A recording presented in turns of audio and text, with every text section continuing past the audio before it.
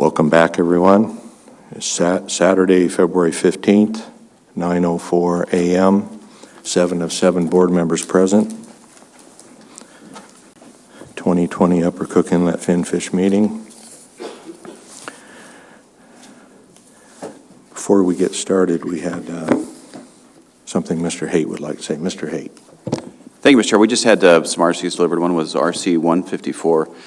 Just clarification, it says Proposal 140, revised language, at the request of wildlife troopers. I did speak with Captain Quist. He didn't request this. This was born out of a conversation with stakeholders. So he could speak to it more if he wishes, but I just wanted folks to know he did not request this RC. Thank you. Thank you, Mr. Haight. Next on our tentative agenda is Committee of the Whole, Group 6. But before we get started, I'd like to indicate what our proposed plan is to do this committee today, led by Mr. Godfrey, 29 proposals. And then if we have some time after that committee is completed today, we tentatively would like to begin board deliberations on Group 5. That only has, I think, 9 proposals. So, yes, 9 proposals. So, quickly go over our Committee of the Whole instructions. The department will be asked to read the summary of the proposal. We would then ask if the proposer is present. If so, they may speak first. If you would like to speak, please raise your hand to be recognized. Please stand and speak directly into the microphone and indicate your name and who you represent. The other ground rules are as stated previously. If anyone needs any clarifications, they can ask. Mr. Godfrey, are you ready to take your committee? Yes, Mr. Chair. So, many or most of you have been present for some or all of the previous Committee of the Wholes, but for the benefit of anyone who hasn't been, I'm going to go over a couple of the basic rules of the road here.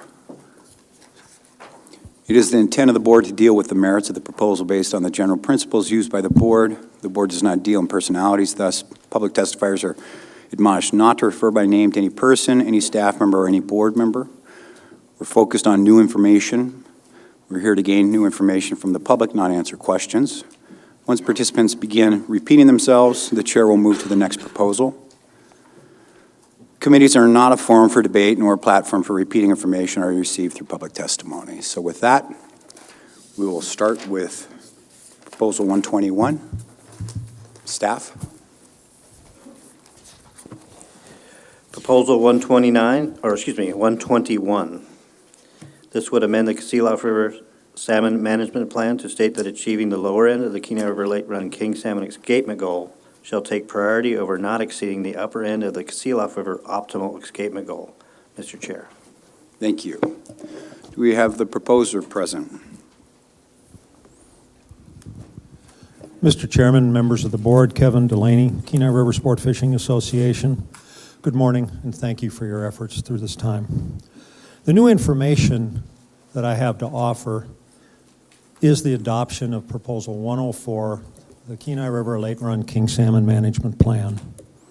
Proposal 121, as written, asks that the department amend the Kasilof River Salmon Management Plan to prioritize achieving the lower end of the Kenai River Lake Run King Salmon Management Plan over going over the top of the BEG for Kasilof sockeye salmon.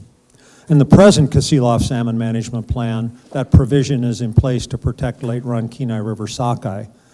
The Kenai River Sport Fishing Association has listened carefully to the dialogue during this meeting, and because of the Commissioner Vincent Lang's comment that achieving lower ends of goals is in general much more important than staying under the upper end of goals, shooting for the middle of goals rather than one fish over the bottom being good business, the Kenai River Sport Fishing Association would like to withdraw this proposal.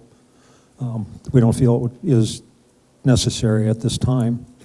The other new information is that during periods of low king salmon abundance, literally everything that is proposed in every one of the proposals that's coming up was addressed in the compromise package that was adopted as proposal number 104. Now, maybe there's merit to dealing with some of these when someday, God help us, we go back to normal abundance of king salmon. But each and every one of these issues was dealt with either directly or indirectly as part of the package that was put together in 104. And to probably prevent me from getting up on each of these and saying that, I just want to make that very clear now. Anything that touches anything that we dealt with in that compromise package, we are going to oppose. That was a good piece of work, hard-fought piece of work, good faith piece of work. And we don't want to see it torn apart to operate around the margins. Thank you very much. Thank you. No further comment. Move to proposal 119. Paul? Thank you, Mr. Chair. We found this proposal to be rather redundant. I do have an RC that I'm submitting from 217 that the board took action on. The Kasilof is a different fishery than the Kenai fishery. And we still have the overescapements, the consistent overescapements, the new change of escapement goals, and other clarifications that should be made or may be made. For instance, the AC's recommendations on some of these, the Kenai Soldotna Fish and Game Advisory Committee did vote for one of these proposals and others. So I would hope the board would take each and every one of these proposals serious, considering that the people that did submitted them a long time ago and had definite individual concerns. Thank you. Thank you for that, Paul. Any further comment?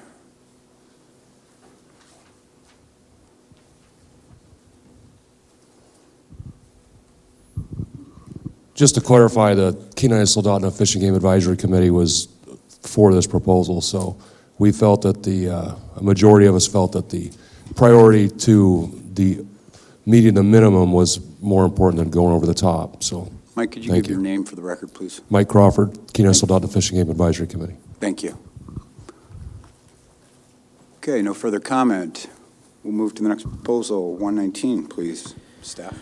Proposal 119, this proposal would remove the Kasilof River sockeye salmon optimal escapement goal from the Kasilof River Salmon Management Plan. Mr. Chair. Proposer here. Anyone want to speak on behalf of this? Yes, sir. Front row.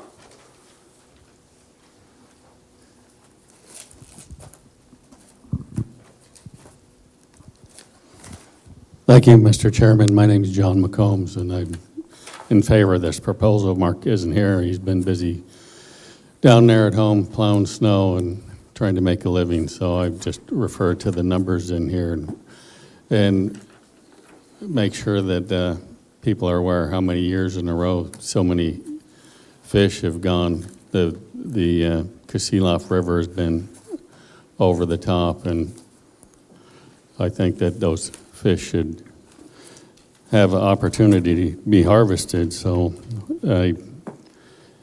that's about it. Thanks. Thank you, John.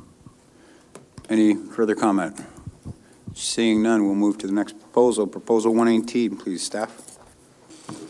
Proposal 118, this proposal would amend the Kasilof River Salmon Management Plan to include the Kasilof River sockeye salmon biological escapement goal. Thank you. Do we have the proposer or representative present? Do you have anyone who wants to speak on this? Paul.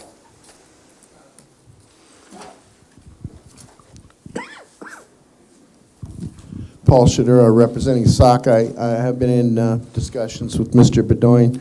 He asked me just to say that it's just simply what the proposal in dark says. This has been his third year. The department does manage for the biological escapement goals. In fact, it's one of the only that I know of biological escapement goals for sockeye in the entire Cook Inlet area. So in that essence, what it says is that the department feels confident over years in the information they have that they can actually consider what a maximum sustainable yield is for a certain system. So, and again, his review is just simply for the board. The new biological escapement goal, the one that was presented to the board at the work session, is for 140 to 320.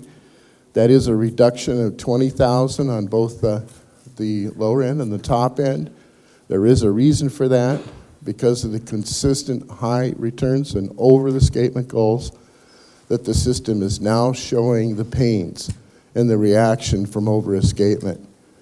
So please put this into the language. It should have been in there a long time ago. It does not take out the optimum escapement goal. It just says that that's the primary goal. Thank you. Thank you, Paul. Dave in the front. That's fine. We'll go to Dave next. Thanks, Brent Johnson. I just want to let the board know that the Kasilof River has a outsmolt migration study that's done every year. Cook Inlet Aquaculture performs a study, and so there's a piece of information we have on this system that we don't have on almost any other system in Cook Inlet. And that's valuable information that you get much earlier when you're able to count how many fish are going out of a system. You know how many went in. It's nice to know how many go out before they spend years at sea, and then you pick up that information which has got holes in it. Mr. Chair, Yes, go ahead, John. I'd like to follow up on that because I tried to get that kind of information up in the Susitna and was unable to do so. Could you submit an RC or, if nothing else, send me the results of those and how you go about making that determination? I certainly would appreciate it. Through the chair, absolutely, Mr. Wood, I'll submit something. Thank you, Mr. Johnson. David. Thank you, Mr. Chairman. David Martin, Central Peninsula Advisory Committee. Just a quick note on the smolt out. We're on the Kasilof River. That was funded by the department for years, and then the Cook Inlet Aquaculture Association, which is funded by the commercial fishermen, 2%. They started running the weir, and the department was paying the bills, and then it got to the point where the department wasn't putting any money into it, so it's totally funded and ran by the Cook Inlet Aquaculture Association via the commercial fishermen. Just on this suite of proposals on the Kasilof River sockeye issue, we're all for the managing toward the minimum escapement goal. Past history in this system with the management plans, it over-escapes this system beyond the minimum escapement goals. We question the methodology of the where the minimum is set. A lot of us, this is our local area. In 71, when the sonar was first put in, they had it up at Slackwater, which is just below the lake. They had on one side of the river, determining that it was like Bristol Bay, the fish just ran up on one side of the river. Well, myself, along with others and some people from the department, took a net and went on the other side of the river because we questioned the validity of the sonar, and we caught just as many on the other side of the river in the net as what the sonar was counting. We also did stream surveys at that time up in the Susitna, or the Tustamina drainage. This system is spawning limited. It's got half a dozen small tributary creeks that are the basic spawning with some lake spawners. We actually did the foot counts on these streams also. Most of them can handle about 30,000 spawners. You know, when you get these high numbers in there, you've got 90, 100 plus thousand in these creeks, and all you do is end up with a whole pile of dead fish and massive amounts of eggs at the mouths of these creeks where they wash out from the other fish digging up the reds of the ones in there previous. So putting more fish in this is just a waste, so we ought to manage toward the minimum in. And with the management plans, it doesn't allow that to happen. Another thing with this system is the sockeye seem to move in just consistently, 2, 3, 4, 5, 6,000 a day, even with the special use area going on and a dip net fishery going on and the beach going on. So take that in consideration to harvest this surplus. Thanks. Thank you, Dave. Dan? Thank you. Dan Anderson, speaking on behalf of myself, I'm going to look at this with my business head, which sometimes I question if it ever even makes any sense of what I think business-wise. But I just want you to reiterate this now that I got your attention, maybe a little bit shorter and more focused. The commercial fishery does do things, in-kind contributions to all the different user groups to support that PU fishery, the guided fisheries, and things like that. And that the aquaculture gets its funding and that from us commercial fishermen. So without that funding, the in-kind things will have to come to an end.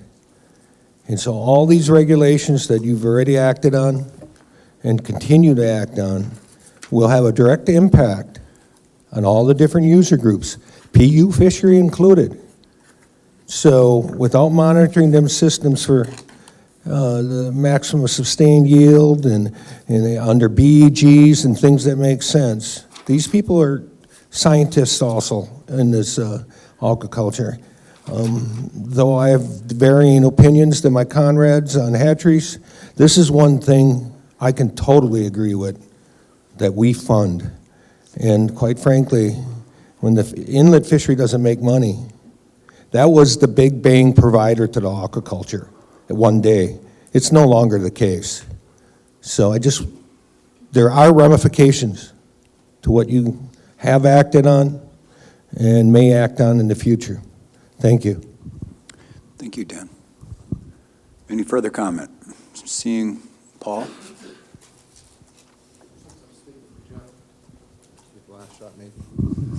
Go ahead. Thank you, Mr. Chair. There's some good points that were brought out by others here. This Casilla, Tustamina Lake, is one of the biggest lakes in the state. It's rearing limited. The aquaculture program, we augmented the stocks with fry for years, 85, 86, 87. They purposely put more fry in as an experiment with the U.S. Fish and Wildlife Service to see what would happen in that system. And in fact, it did not return a 1-to-1 ratio. So that's why we have all this data for years on the system. 2/3 of the set net fleet, as I continue to say, the Kasilof District relies on this stock to survive on. It is our predominant goal, our predominant stocks. The drift fleet, in fact, when they're in the corridor, especially early, they harvest a percentage of these stocks as well. The smolt out this year, the department uses the smolt program to verify some of their statistical analysis for determining a forecast for the year. This year, in fact, they use the H2s from the smolt for their calculations. It's been supported by the department program. This is just to show the interest in it. And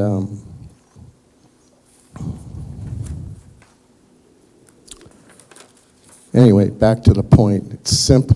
It's just to enter the language, verified language of the BEG, that's the main goal.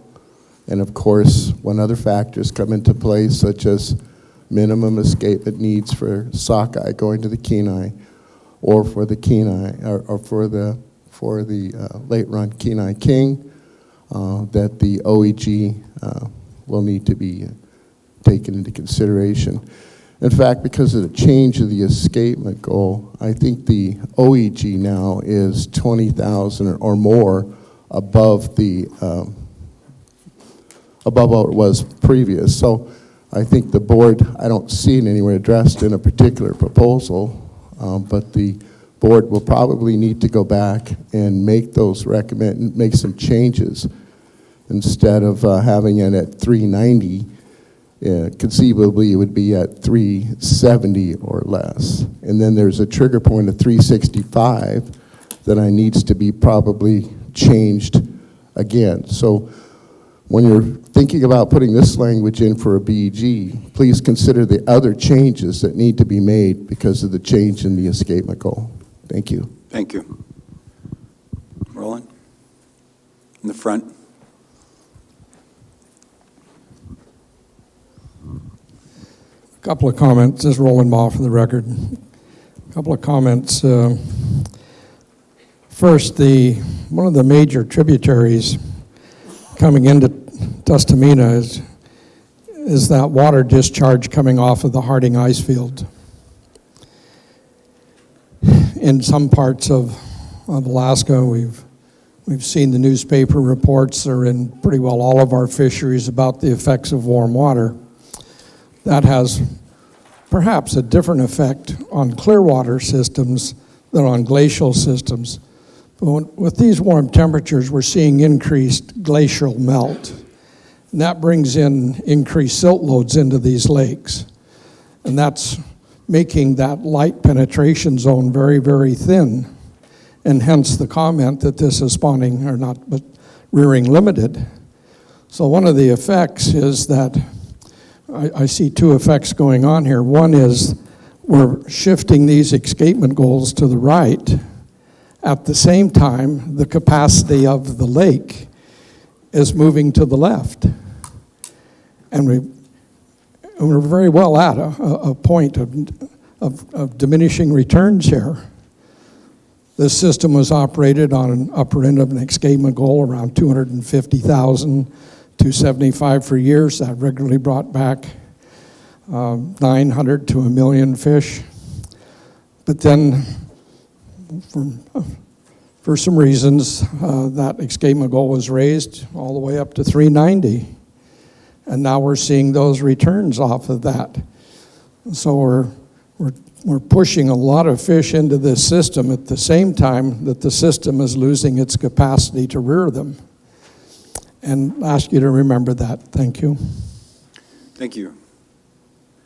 Is it a new comment, Dave? New information? Yes, it is. Just to follow up on what the previous speaker mentioned on the aquaculture stocking in that lake. I was heavily involved with it myself. David Martin, Central Peninsula Advisory Committee. It was determined that the best way to do it would be a variable stocking rate for the exact same things. You got whatever the turbidity of the system is on that year is what the food supply is.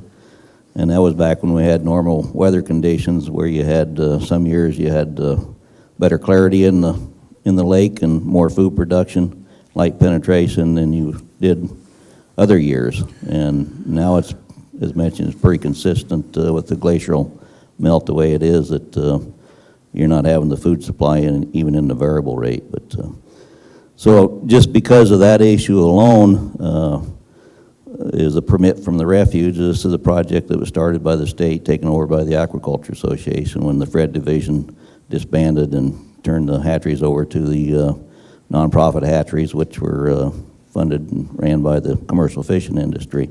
Continued that program. They reduced the stocking rate in there down to a level that was more consistent to do exactly that with the carrying capacity of the system and the food supply. So, but with the way it is now, you don't have the variables of the clear water. It's pretty much the murky and less production. So putting more fish in there is just basically wasting them. Thanks. Thank you, Dave. I'm going to move to the next proposal. Proposal 185, this proposal would open the Kasilof section set gillnet fishery fishing season on June 20th instead of June 25th. However, the fishery could not open on any day before June 25th if the department estimated that less than 20,000 sockeye salmon were in the Kasilof River from June 20th through June 24th. Mr. Chair. Thank you. Do we have the proposer in the room?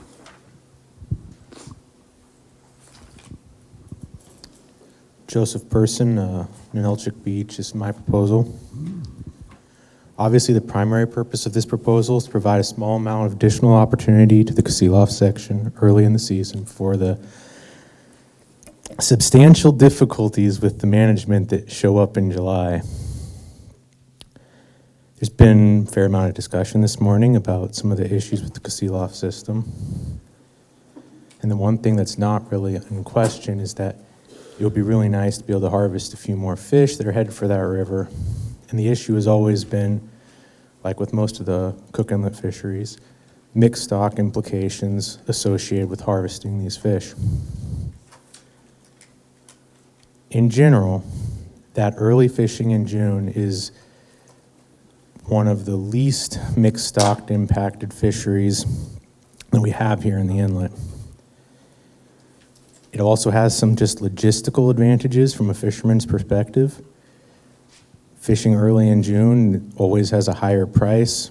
The current variable opening scheme leads to a situation where both fishermen and processors have to be completely ready by June 20th and then may not open until as late as June 27th, as happened this year, which is fairly burdensome. The primary mixed stock impact concern for these early openings has been king salmon in recent years. Actions taken by the board at this meeting have extended the late run Kenai Chinook plan to affect this June fishing time. So it's still in place to protect those kings if that is needed, even if this opening date was switched to June 20th. In fact, as a result of those actions, I initially put this 20,000 fish trigger in there as some sort of a protection for mixed stock concerns in the event where there was not that many reds in the district yet and there was some concerns about it. With the king salmon plan being in effect at this date already, I think those concerns are actually completely addressed by the king salmon plan itself, which has historically proven to be very effective at limiting east side set net effort and effectiveness. And so I actually think this proposal is probably merited without the 20,000 trigger, and just to have the opening date for the Kasilof section switched to June 20th. And at that point, when we were in the Chinook plan, it would be up to the department to use their best judgment as to whether we actually fished or not, just like normal. So in sort of summation, this proposal is not so much about the question of whether or not there is some amount of mixed stock impacts from this early fishing. There's obviously some. Department numbers are there in the staff comments. They're pretty low. But the main thing is, if we do believe that there is some need to harvest additional fish from this Kasilof, or at least desire, both for economic and biological reasons, this seems like the most advantageous time to do it with the least potential impacts. Thank you, Mr. Person. Over here on the left, start with Brent.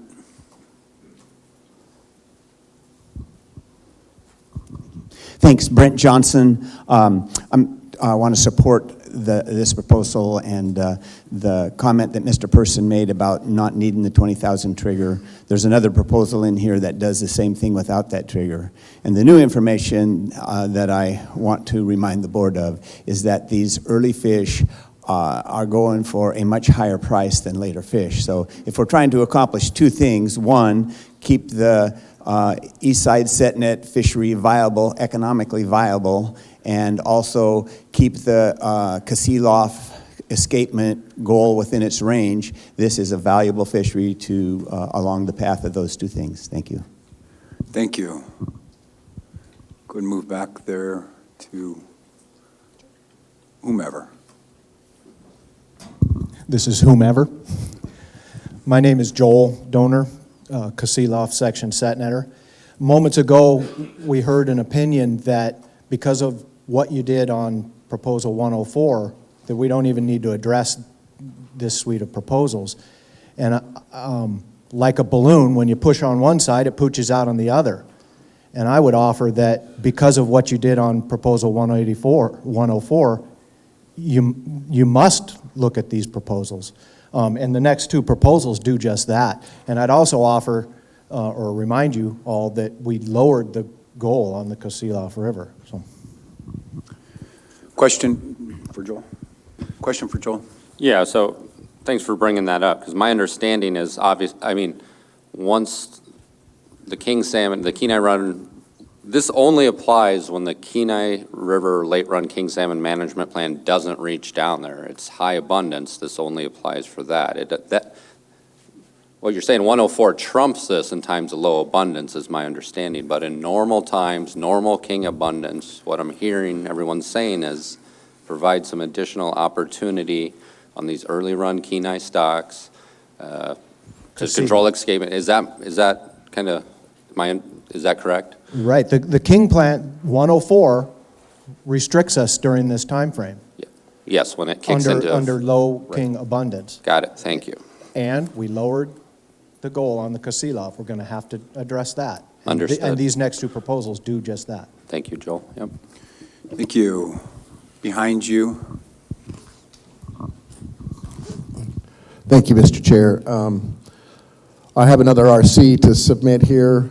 It's the table of escapements, daily escapements, in average from 6:15, which is when the counter now goes in. It did at one time go earlier, but it's in recent times it's always been on the 15th, and then down to 6:30 to the end of June.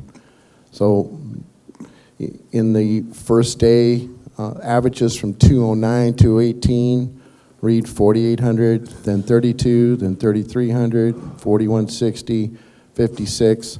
By the 20th, there's 6,000 on average. That's about 32,000 fish already gone by. So it's a significant amount for the total amount of the Kasilof Run, which is around 700,000. Just for your consideration, your knowledge, this year it's under forecast by 100,000. That means that there's a decline. That's the first serious decline in many years for the Kasilof River. The other aspect,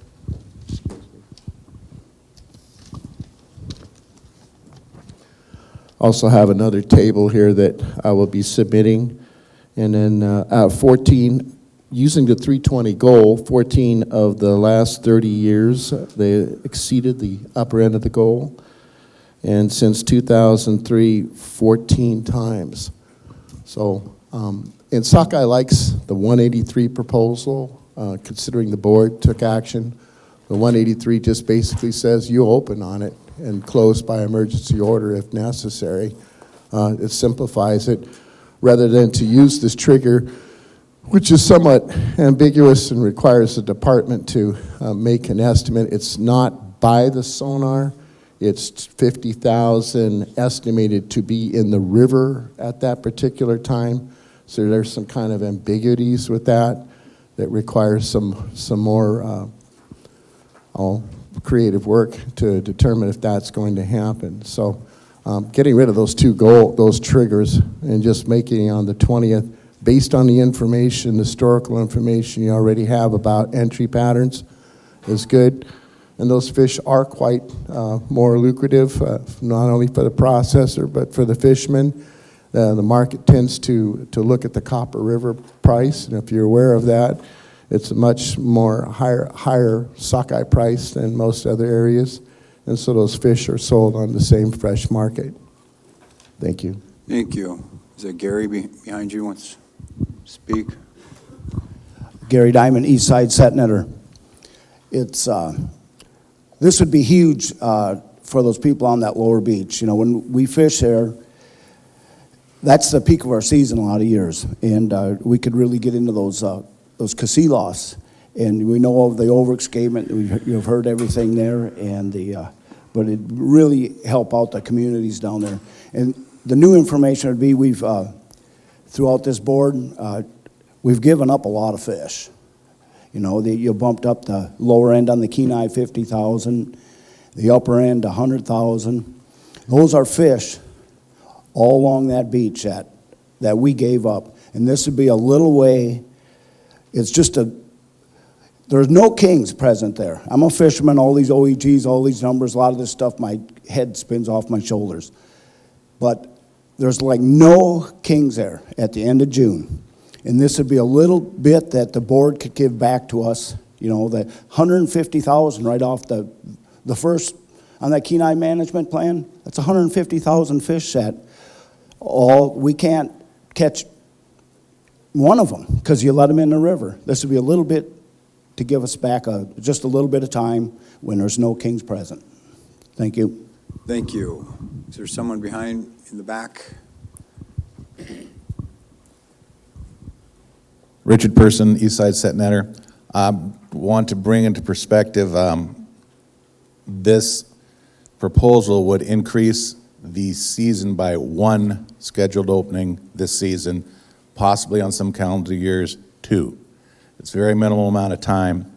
And as far as whether or not we're going to be in the King plan, the board removed the hard trigger either last session or the session before. And so now the department just has to feel like there'll be a problem with the King plan, and we're in it. Thank you. Any further comment? In the front row, please. Mr. McCombs, on your right. Thank you, Chairman. My name is John McCombs. I fully support this proposal. I think that in times of abundance, people should be allowed to fish. I find that this is I don't have any heartache with this proposal because there's a biological trigger, and you've heard the testimony from some of these guys that they got static gear and these fish go by early, and some of their best fishing is in those early openings. I'd also say that historically, and this has been mentioned, but there's a history of going over the goal, and just like to reiterate that, and I'm in favor of 185. Thanks. Thank you. Mr. Martin. Thank you, Mr. Chair. David Martin, Central Peninsula Advisory Committee. Yeah, it seems like with the starting date there is now, and with the trigger of 50,000 fish projected, and the over-escapement year after year after year, you get behind the curve when you don't fish these early fish for the quality issues also, but you never do catch up because these fish just coming in. But some new information on this, you got a personal use dip net fishery at the mouth of that river. It's the longest one in the Cook Inlet area. It runs into August, I think August 10th or something like that, 24 hours a day. Toward the end of that, in August, there's not too many people left because everybody's got what they wanted. So there's no, everybody's going to utilize the resource and has adequate opportunity to get their fish. So there isn't any issue there. We're putting more in the system. We should harvest that surplus. This is a good way to do it. Thanks. Thank you, Dave. Mike? Mike Crawford, Kenai Soldado Fishing Game Advisory Committee. Our committee was against these two proposals that want to do this. We look at the estimated 50,000 point, not a counted 50,000 point was a good indication of the beginning of the run anyway. So obviously it's not always a lot of regular openers, but there may be EOs involved with this if you open earlier. And there's certainly issues with sport fishing in the river, and then also the king runs have been pretty diminished on the Castillo off early in the season. Thank you. All right, no further comment. In the very back, Mr. Person. So this approach, Joseph Person again for the record, in Elchick Beach.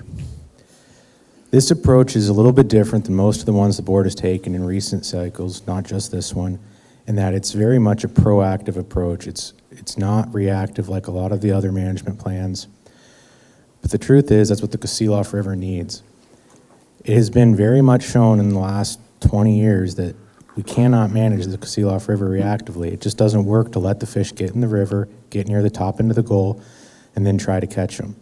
It doesn't work when there isn't other concerns, and it really doesn't work when in July we're worried about Kenai sockeye or Kenai Chinook, and there's all these other factors that, you know, discourage the use of the East Side Set Net fleet to harvest these Kasilof fish.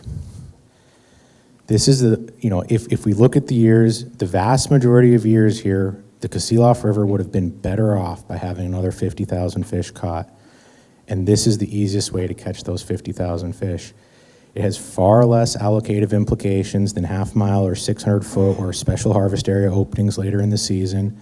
It's less controversial. It impacts the personal use fisheries less. It impacts the fishing time of the Kenai section less, because the more we fish here in June, the less we have to fish in the first week of July on the Kasilof socks. And these have pretty beneficial impacts for other areas of the beach. So I would really like the board to consider this, and thanks. Thank you. Next proposal, staff. 117. Proposal 182.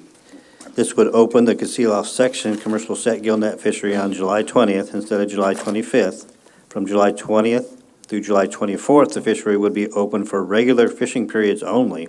The fishery could open on a non-regular fishing period between the 20th of June and 24th if the department determines that 50,000 fish sockeye salmon are in the Kasilof River.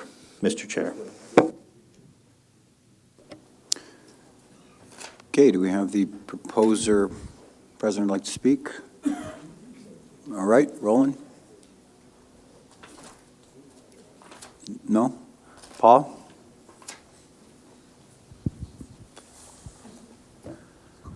Paul Shadura, sockeye. Yeah, attempting again to speak for Mr. Bedoin.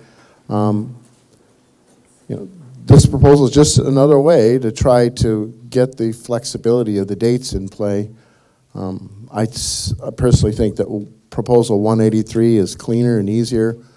Trying to limit to regular openings would exceed, I think, the authority that the commissioner already has to implement emergency openings if warranted. But just considering on this language, it's a pretty simple proposal asking for the 20th. I think it's clear to understand that the Kasilof main portion of the run as it's measured by the sonar is on the 16th therein around. Of course, it's not exactly, but the peak of the Kasilof run is the 16th. And I do confer that having an orderly harvest of these stocks is really important. There's several tributaries. The sockeye spawn primarily on the tributaries into the Tustumena Lake, and everyone has its own season time and date. Earlier run will go to certain streams and so forth. So it's a well-documented system, and having that early fishery is important to sustain those levels because of the rearing limitations, and there's spawning limitations as well. So thank you. Thank you. Gary, right behind Paul. I think just some new information. To have a hard and fast opening like this, and we've heard all the over-escapements, you've heard how the great lengths that we've gone to avoid the king salmon, but here's some new information is when you try to get a crew together, and if you have a date to open, you know when they're supposed to be there, and that's huge when you got a few young people that we put up every year, and they come to my fishing operation. We feed them every day. We stay in a bunch of cabins, and my wife taking care of everybody, and you know, we clean out the freezer of the moose meat and bison and deer and feed everybody. But it's really huge as a business aspect that to know that you're going to open, then you have the people assembled that you're going to need to fish your gear, and it's just some new information. Thank you, Gary. Anyone else? Roland in the front. Thank you, Roland Maw. A couple of things. Moving this date forward to the 20th seems to be a pretty reasonable approach.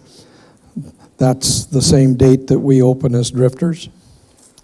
And lowering the 50,000 to 20,000 also seems like a reasonable thing.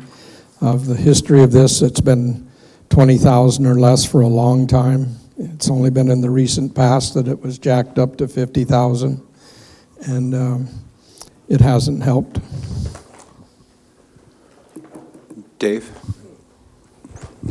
Yeah, just a little bit of history. Back in this fishery, it actually used to open in May, and historical, and had the opportunity to harvest the blueback run, and that's totally been given up. So going back to the 20th is nothing new in this fishery. It just hadn't been prosecuted for quite a while. There's no reason not to. Thanks. Thank you. In the back, Mr. Person.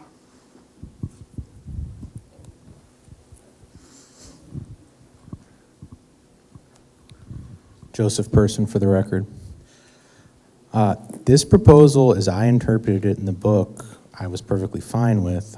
This proposal, as it was read in by the department, I have significant problems with. If it is in fact restricted to regular openings only after the 20th,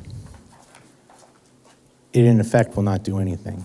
As mentioned previously, this late run Chinook plan, now stretching in all the way to June 20th, means that there are no regular openings. My intention with this this June 20th regulatory opening date is that that is just the start of the season. If we're in the Chinook plan, as we will be for the foreseeable future, that would mean we had no regular openings, and that's what we're stuck with at the moment. But absolutely, the department still needs to have the authority and power to use the tools that are within the Chinook plan, the limited hours, the 600-foot openings, the various step-down measures that are in there for a reason. It's not like this has no effect in the case of a Chinook plan being in play. It just means that they can start using those tools on June 20th instead of on June 25th. Thank you. Okay, seeing no further in the back.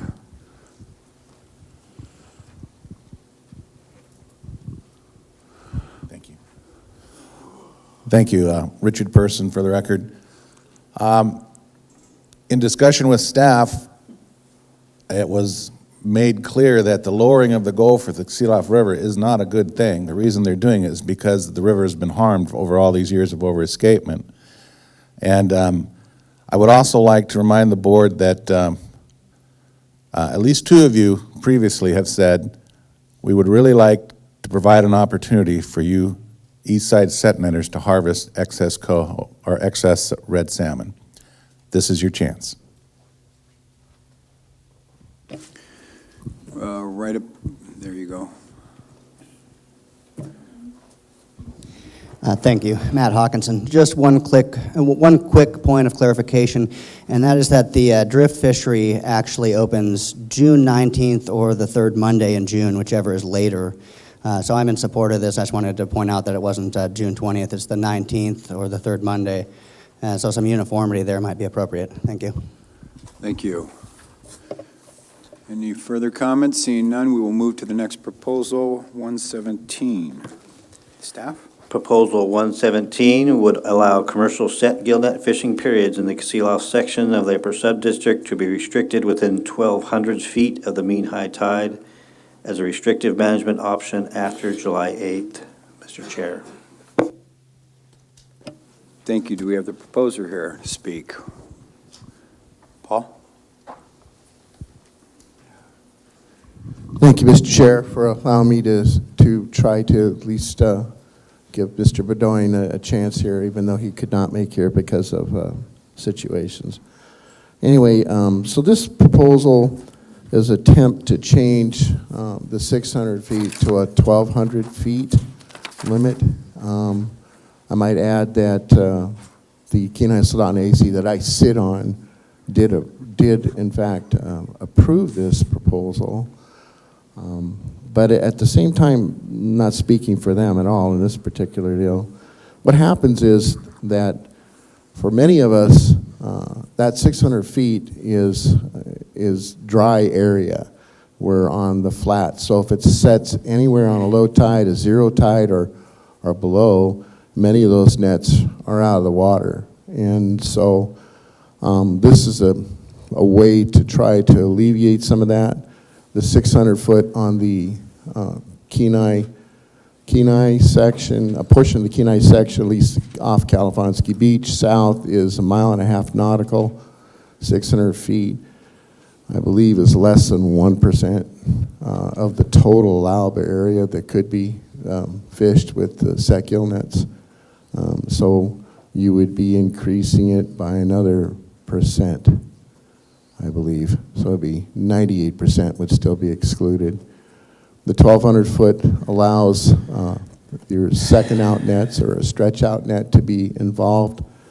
The same parameters as the reason for it being put into place are still there. I do have an RC from, again, that same one from 2017 that talks about the 600 foot and the reasons for the 600 foot. This has been a long time coming. It is a step down measure for the department. The 1,200 feet is not perceivable to change any of the previous harvest ratios between kings and sockeyes. It's a minimal area, and it's a useful tool. It should be put in for the department to use if they so wish. I don't think it affects the 600 foot as it relates to the king salmon. Again, these are on other situations or other times when sockeye are not meeting the minimum escapement goal to the Kenai. That is the primary reason for the 600 feet. This would extend it to 1,200 feet, depending on the concentrations of sockeye bound for the Kasilof River. Thank you. Thank you, Paul. Any other comment? In the front, Mr. Martin. Yeah, thank you, Mr. Chair. David Martin, Central Peninsula Advisory Committee. We unanimously supported this to give the department an extra tool in their tool chest. If it's 1,200 feet, they can always EO it back to 600 feet. The purpose of it is to harvest the surplus Kasilof sockeye, and this is another mechanism to help achieve that goal. Thank you. Thank you. In the back, Gary. Gary Diamond, Eastside Set Enter. I think the 1,200 foot would be a lot better than a 600 foot, basically because I can only get 1/6 of my gear in there. We don't have 2 or 3 miles of beach to deal with. We just got a small area. And between the 600 and 1,200 foot, it'd just be just a little bit more opportunity up and down the beach. Like my friend was saying that a lot of these nets just, they go dry and they're in the mud. And I mean, it's just, 600 foot openings to most people isn't anything because it's just, their nets are dry. Thank you. Any further comment? Seeing Paul? Yes, board members, thank you very much. Again, just to try to get some context and understanding, and all the beaches aren't the same. We're talking about 70 miles of beach for the entire Eastside Set Net, so about 48, 50 for the Kasilof section. And around the Kenai River, the South Cape Beach area I'm at, we have a lot of mud flats. And so you can figure that 3 hours from low tide on the flood, that most of the nets are not fishing. Now, I'm granted there's probably some areas south of me that are different, that don't have as much depth or mud flats. But for the most part, I think you're going to see that if you look at the map, the nautical map, you'll see that the shading shows mud flats. So, you put us in for an 8 hour or 12 hour or whatever, it's just a lot of time when nets aren't there and not being taken advantage of the situation is almost senseless. The 1,200 foot will alleviate some of that, not all of it, but will help. Thank you. Thank you. Brent, and we're going to close up with Brent. Thanks, Brent Johnson. I just wanted the board to be aware of the kind of arithmetic of this reductions from down to a 600-foot fishery or to a 1,200-foot fishery. For me, you know, all those folks are saying they don't have 3 miles of beach. I have 3 miles of beach. And so I can, of my 33 nets, put 16 of them within 600 feet. That's very unusual. Most people, it's more like a 75% reduction of whatever number of nets they have. They're fishing about 25% or even less than that within 600 feet. There is already a step-down plan that was designed to protect Kenai stocks when they're weak and to harvest Kasilof stocks when they're strong, talking about sockeye, and that was the half-mile limit. And so in that scenario, almost everybody can get most of their gear in the water. The 600-foot would get you down to, like I say, something like 25%. If the 1,200-foot was an option, that might be a useful tool. Personally, I think when you're in extreme situations where you're trying to conserve fish, that the 600-foot is probably valuable. I think that that's the kind of savings you need to pass to get fish through. I'd certainly advocate that that a 1,200-foot thing would be a nice compromise for a step-down plan for the department. Don't know if they want it or don't want it. Don't know if they want to complicate their lives, but I thought you should be familiar with the arithmetic of the amount of reduction in gear that takes place on a 600-foot fishery. Thank you. Thank you. I said we're going to close up with that, but Joel, you've spoke once this morning, so I'll make an exception. Just really quick, there are those in my section that don't have anything at 600 feet. So the 1,200-foot allows them an opportunity. And, you know, it's all intertidal anyways. I don't think, and this is anecdotal, but that between the 600 and 1,200-foot, I don't think it alters the stock composition at all. Once again, anecdotally, and I don't think the department can vouch for that, but it's all intertidal. Thank you for that, Joel. Okay, we're going to move to the next proposal. We're going to do these two out of order as they were presented based on the chronology. So we're going to start with 175 and then go to 176. Will the staff go ahead? Proposal 175, this would open the North Kalaponsky Beach statistical area within 600 feet of the mean high tide mark to set gill nets that are not more than 29 meshes deep with a mesh no larger than 4 3/4 inch. For regular Monday, Thursday, 12-hour fishing periods, up to 24 additional hours per week from July 1 until Kenai section opens by regulation, Mr. Chair. Thank you. Gary in the back.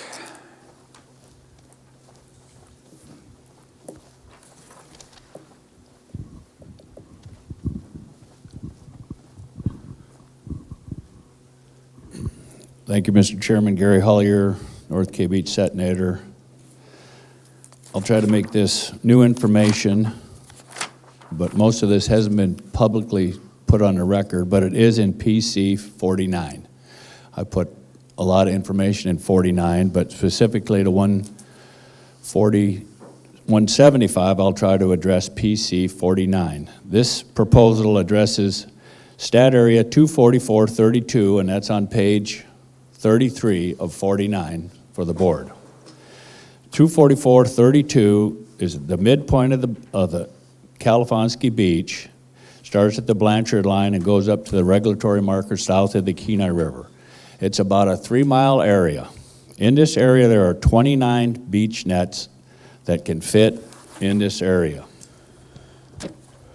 Since statehood, this area has always fished this area until 1999, and for whatever reason, we were excluded from harvesting in this area. In 2002, 5, 11, 8, and 14, I brought in proposals to open up stat area 244.32 for the whole section. And that was based on stock composition estimates of the Kenai Kasilof sections, which showed in 2006, for instance, and that's on page 5 of 49, 50% of our harvest on North K Beach, the whole out to 1.5 miles, was Kasilof stocks. On page 6, I kind of highlighted that, and it showed they went to genetic stuff, which genetics, when I talk to these people, genetics cost about $30 a sample to run genetics. Fairly expensive for the state to run, especially during these times. And I hope we use this data. So in 2009, it showed that 50% of North K Beach was Kasilof stocks.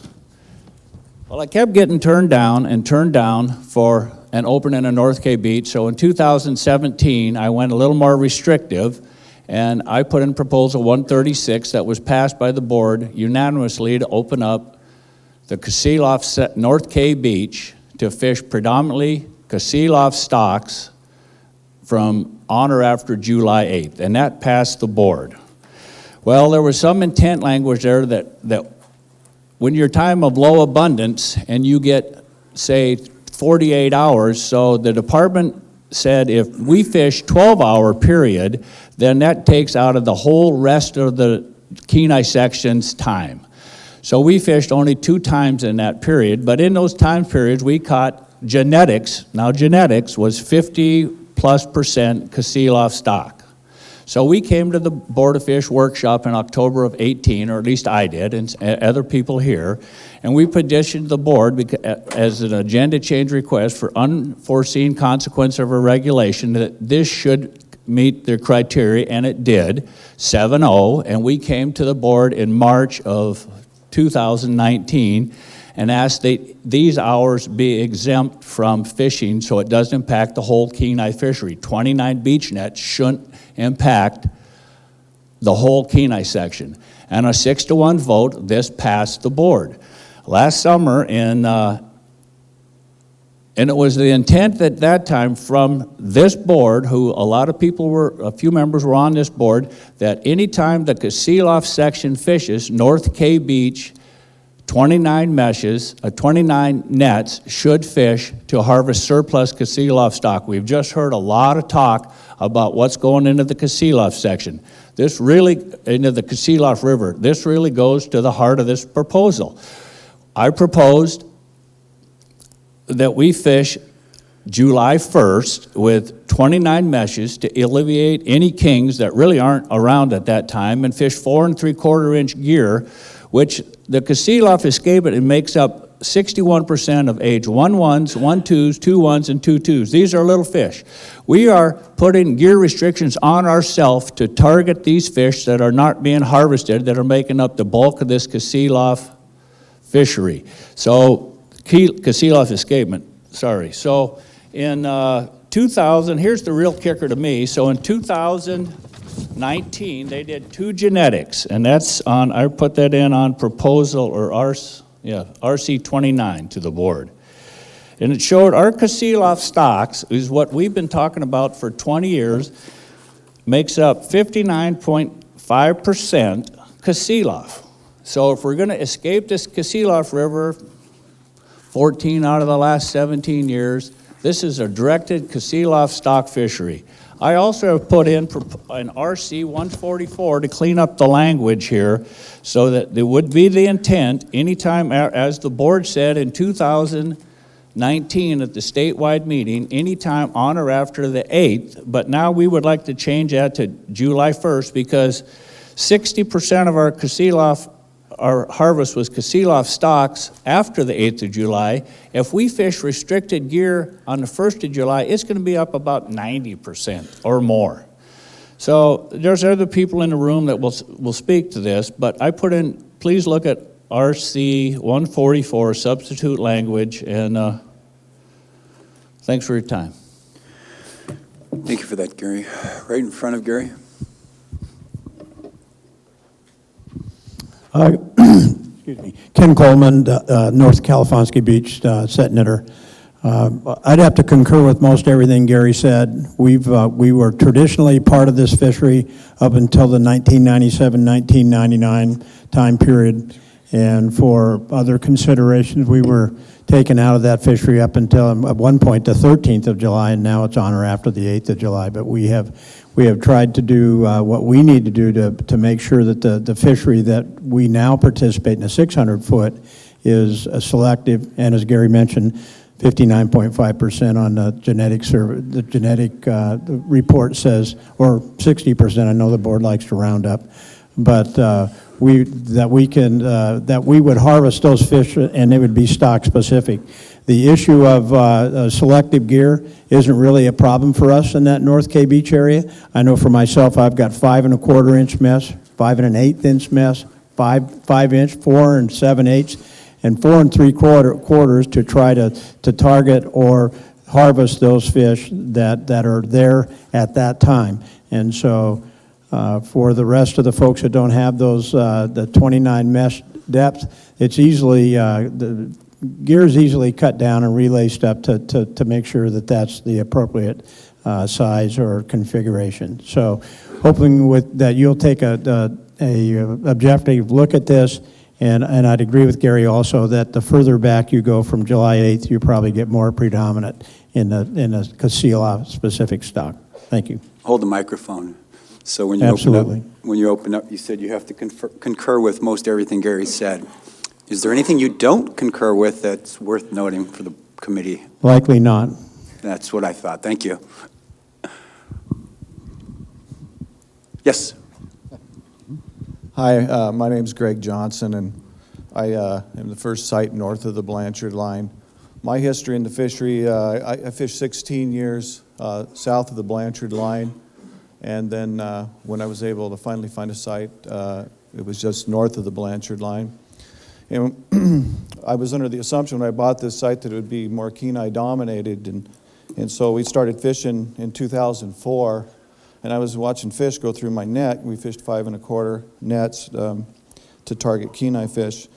Anyway, over the years, I've slowly got smaller and smaller and smaller mesh to where now most of my inside gear, even outside of 600 feet, I will target Casila fish, not dissimilar to the people south of me in the Casila or the South K Beach section. So anyway, another thing we've done, because we get a lot less time generally than the Casila section, is we are kind of sublet, or we go work for the Blanchards and fish their beach nets. And anecdotally, I had my son down there, and he was about 12 at the time, and we're picking. They're catching a lot of fish because there's nobody fishing north for 4 miles. And anyway, he says to me, "Well, Dad, why are we here? These fish are all," because they were swimming from towards the Kenai River down to the line there. And he says, "Why are we fishing for these people? These fish are all coming from our site." So since then, I worked with Gary and the other guys to try to get something accomplished relative to this subject matter. And then the other thing I'd like to point out is my thoughts on this is that 70% of these fish, as you've probably heard, whether it's the Kenai River or the Casila River, enter from the northern portion of the river. So they're going to head north up towards the Kenai somewhere, and they're going to come back down through South K Beach and also along North K Beach. So if you took a snapshot and thought about the Kenai, that'd be like going up around the mouth of the river and drawing a line 4 miles up there and say that was your harvest tool for stopping the Kenai River. Well, the Kenai, or the Salamatoff Beach and the East Foreland section, they exist 20 miles north, and we still struggle controlling the Kenai River. So I would suggest to you, especially as it relates to the flats that are existent in the South K Beach area, that this fishery up here, 600 foot, we're using selective gears as has been mentioned, and it is selective also by time in the stock available, and it's very precautionary. For example, in my case, we're using like 16% of our gear. So we've got an 84% reduction in our gear coming right into the beach where these fish migrate. And I guess that's it for now. Thank you. Thank you. In the back. Thank you, Chair Godfrey. Brian Gabriel. I'm an Eastside Sat Netter here representing myself. And I will concur entirely with the comments that have been made so far regarding this fishery. A few things I'd like to add, though, considering, and I appreciate the board's willingness to look at providing opportunity where and to the extent you can. This is probably one of those places that you can provide opportunity. We, considering the action you took on 152 yesterday, where you recognize that the 600-foot fishery would result in a king savings, you're going to ask yourself as you deliberate this, the risk-reward, what harvest of sockeye are we getting to potential impacts on kings. And I get that. We don't want to catch kings. We want to be able to harvest where we can and still get that, now the OEG up to where it is. This is, as you ask your question to yourself, that risk reward, this is a may, so it's at the discretion of the Department of Commissioner. But the risk reward, I think, is high risk or low risk, high reward. A few other things is that, as Gary mentioned, there's 29 nets in this fishery. Those 29 nets actually benefit about 70% of the district. And I can explain that by saying that each of these operations are generally, well, most of them are generally family operations where they're multi-permit and multi-location. So as you move out, those folks that may not have beach nets, they're tied in with operations that do have beach nets.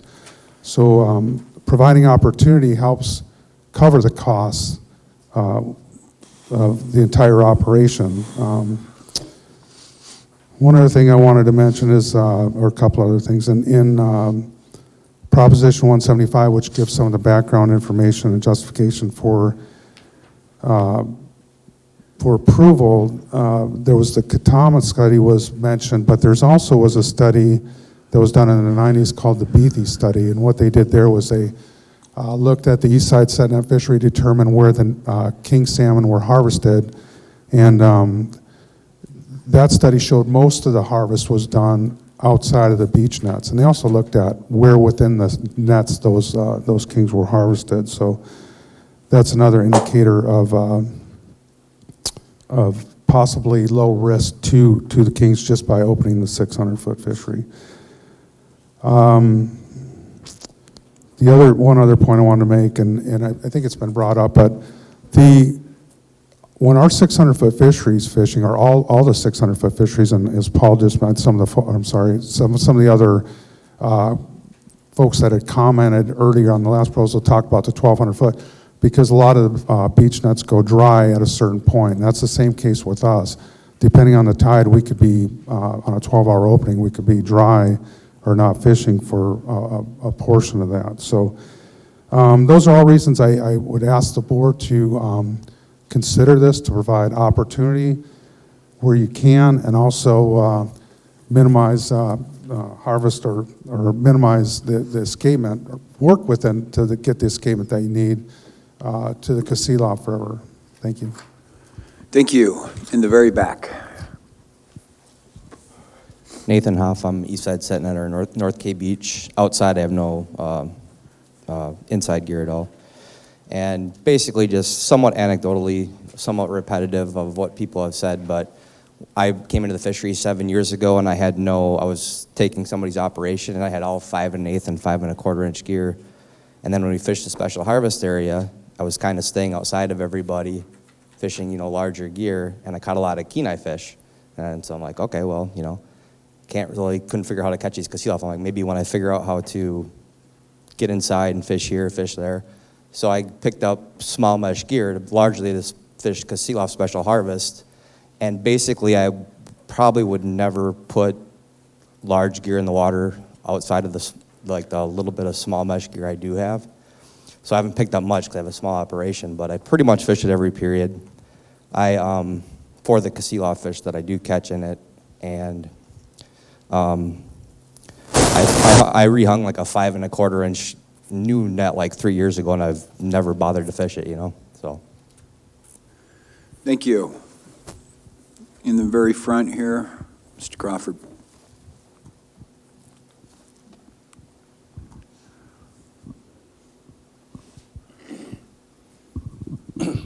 Thank you, Mr. Chairman. Mike Crawford, Kenai Soldotna Fishing Game Advisory Committee. We were unanimous on these 3 proposals to add these sections, so probably want to look back at why we've heard some comments that this fishery was open in the past, and maybe why they closed it then. I don't even think Mr. Jensen was on the board at that time, so thank you. Thank you. Brent.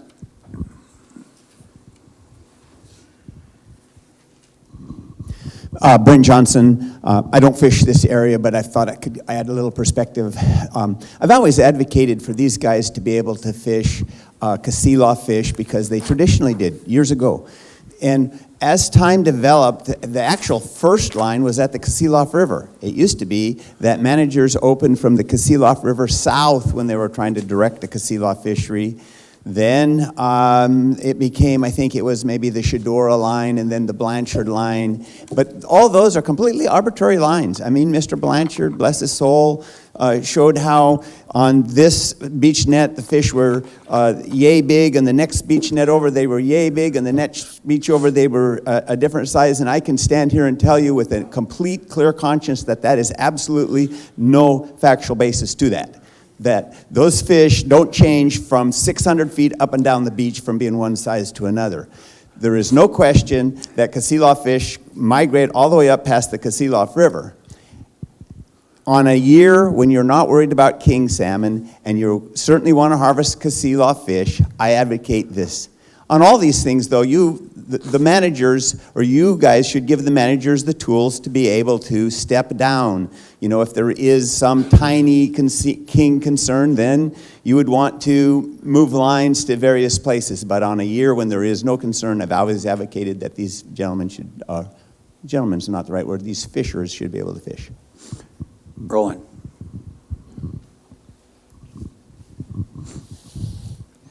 I've fished, as Roland Maw, drift fisherman. I fish out of the Casila now. This will be my 50th year.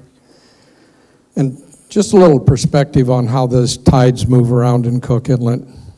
We have some of the largest tides in the world, and the rule of thumb that I've used over the years is for every foot of tidal change up and down, that will move you about a mile north or south. So a 20-foot tide, we have some 28-foot tides and some smaller ones as well. A 20-foot tide, you don't have to move in the water. If it's high, you'll be 20 miles south. And then you've got these fish in these big tides, if they're swimming either against or with the tide, within 12 hours they can be 30, 40 miles from where they started. And this is a big mixing bowl out here, and I would agree with some of the other people drawing some of these lines, and we have them as well. They're just arbitrary. They really don't mean anything to the fish. Thank you. Back.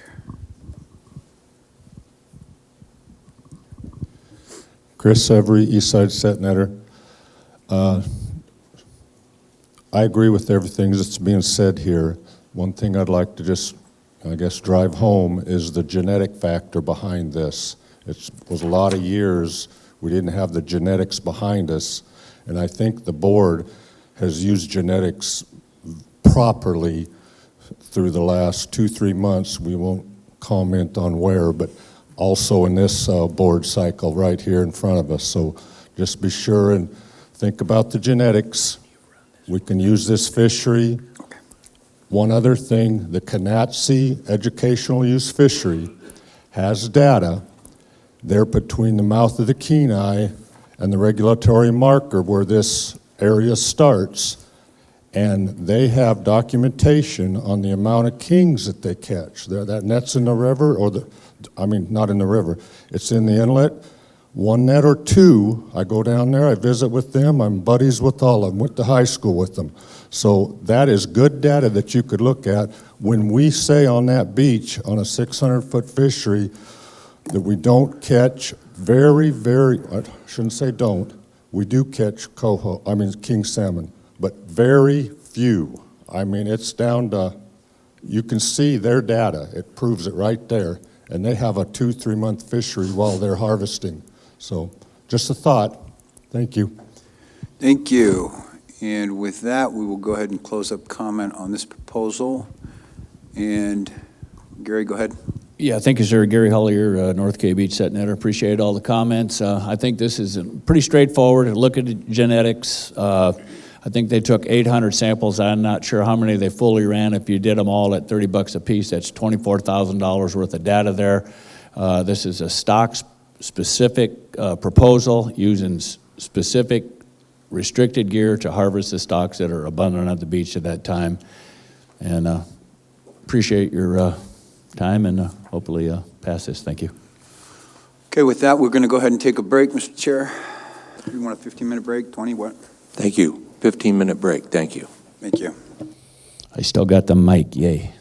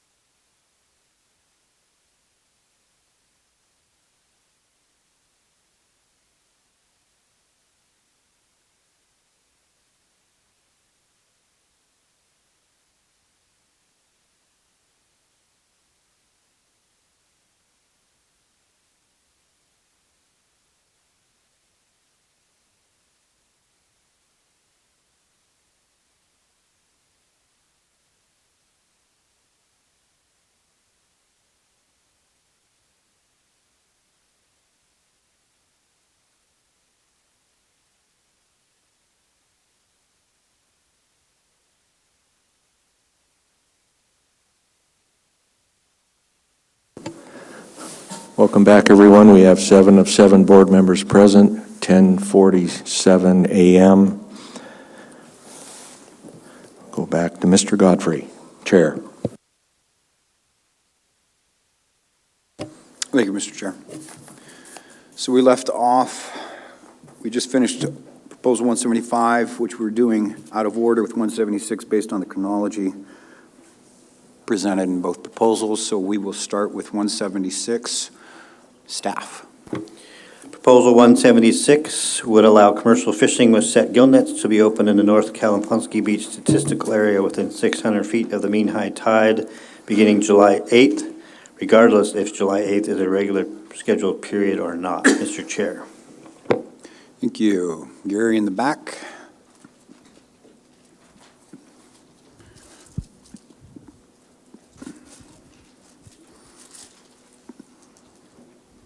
Thank you, Mr. Chairman. It's on. Gary Hollier, North K Beach. After hearing that big discussion on 175, I'll kind of be short and sweet. I hope that the department, when they adopted 136 to let North K Beach fish, the board didn't give clear direction to the department if it was on or after the 8th. In 2018, Kasilof section fished on the 8th. We were under the impression on North K Beach we should have too. The department didn't have that interpretation from the Department of Law, so it's like a one-day fishery. Anyway, I'm just hoping that 175 passed and we won't have to worry about this. So that was the intent of 176. So if the opening on or after the 8th, it would be the board's intent that we would fish, but I would hope that 175 would pass. So thank you.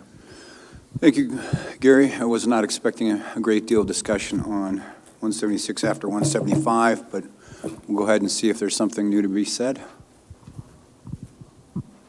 Thank you, Board. Thank you, Board Chair Godfrey. Brian Gabriel, Eastside Senator, representing myself. I just wanted to reference my prior comments on 175. Thank you.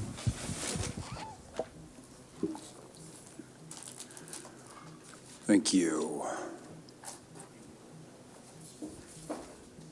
Okay. We will move on to, so 177 was going to be next, but under RC 95, there was a request to withdraw both 177 and 184, so we will go ahead and bypass 177 on to 120. Staff?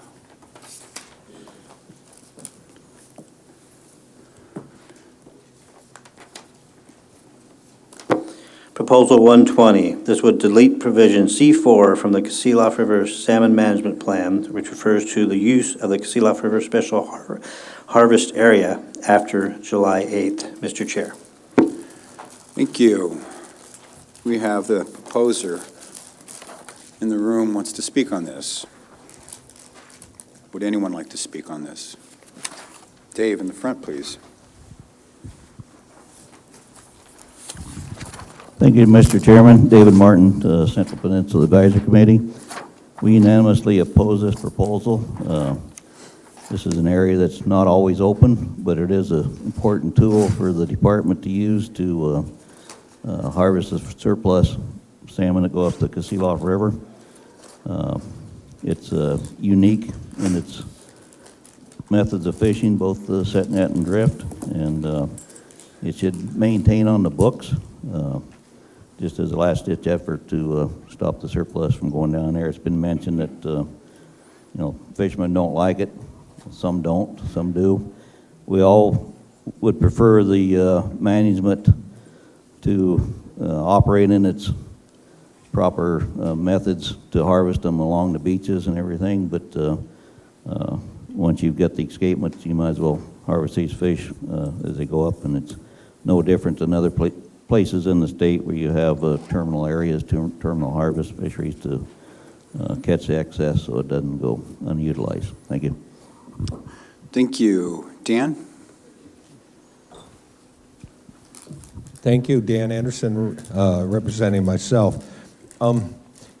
In my prior fishing history, I operated in the fishery, and when you get into these user conflict things, it's more of a perception than reality, in my opinion. In the fishery, you know, I participated in the Midwest, you know, if somebody wasn't catching a fish that they thought they were entitled to or had an expectation to catch, if they've seen a commercial boat, you know, oh God, that's got to be the reason. That is not the truth, really. And hopefully the department, in my opinion, would use the tools that you guys are considering to allow not having to use this area, because there is a problem with using it. But again, with that said, that tool, to be able to use it, is important to the whole picture. So I really don't support eliminating that. Thank you. Thank you, Dan. In the back, Gary. Yeah, thank you, Mr. Chairman. Gary Hollier, North K Beach. I would be opposed to this. This is a tool for the department. New information in 2018. The upper subdistrict was severely restricted for sockeye escapement to the Kenai. The Kasilof exceeded its OEG. I think it's 390. In that fishery, 3-day fishery, 20,000 sockeye were harvested in that fishery. So it has a value, and leave it on the books. Thank you. Thank you. Any other comments? Paul. I again, speaking for the proposer on this one, I think his main purpose was that a lot of the provisions that were in the Kenai River Special Harvest Area, he felt this should be in the Kasilof River Salmon Management Plan, the step downs and so forth. So even though he asks for a reduction or eliminating some of the verbiage or the Kenai River Special Harvest Area, there's provisions within it he thought that should be managed for directly before that particular the provision was to be used, as he's talking about the half mile and the 600 feet and so forth, which are outside of the Kasilof River Special Harvest Area, and they should be utilized before ever using within the plan. So just to make it clear, it's kind of confusing. You have to read it through. I did RC the preamble for that for you to review. I think the board should take some time talking about this and understanding. It's starting to get pretty confusing in the Kasilof plan, what's in the Charisma plan, what's out, and now the 600-foot discussions with the 359. It should be sorted out and clear so managers know which tools to use and when they can use them. Thank you. Thank you. Mr. McCombs up front. John McCombs, and I'll speak in favor of this proposal, Mr. Chairman. In times of an abundance, I think people should be able to harvest these fish, and there's history of them going over in the Kasilof section and the Kasilof escapement goals. So believe me, I'd much rather have access to harvest these fish outside of that area. But there's lots of times when there's a big surplus of fish going in there, and they got to put the brakes on it somehow. So I'm going to say that I'm in favor of this proposal, and I think you should leave it on the books. Thank you. Thank you, John. Any other comments? Oh yeah, I'm opposed to this one. I got it wrong, but yeah. Anyway, well, I have some notes here. I want to catch the fish. Thought you were just throwing us a curveball. and I think they should be caught when they're abundant like that. So excuse me, I'm getting kind of rummy. I've been here as long as everybody, and I'm getting a little punchy. Thanks. Thank you, John. Thanks for clarifying that too. Mike Crawford, Kenai Soldotna Fishing Game Advisory Committee. We were against this proposal. Wanted to leave it in the toolbox, even though we've got all these management plans set up now with the 600-foot zones. I think that was intended to get us out of that Kasilof River Special Harvest Management Area. Certainly have impacts on king salmon going up the river, and sport fisheries are affected by that.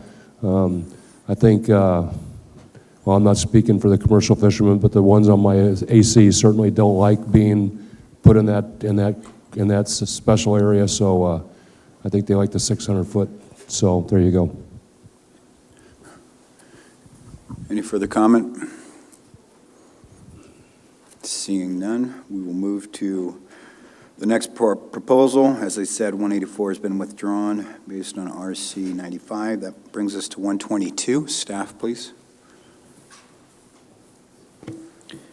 Proposal 122, this would create a commercial dip net fishery at the mouth of the Kasilof River by adding dip nets as a new commercial salmon fishing gear type in Upper Cook Inlet. Mr. Chair. Thank you. Do we have the proposer here to speak on this? Very back of the room, please.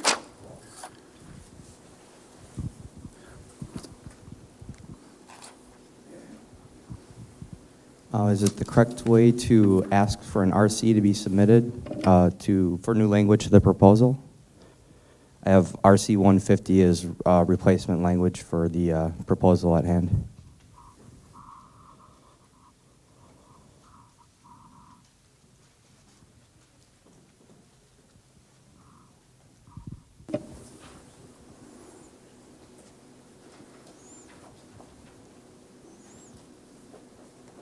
Go ahead. Can I speak to that proposal? Yes. Or that RC? Okay.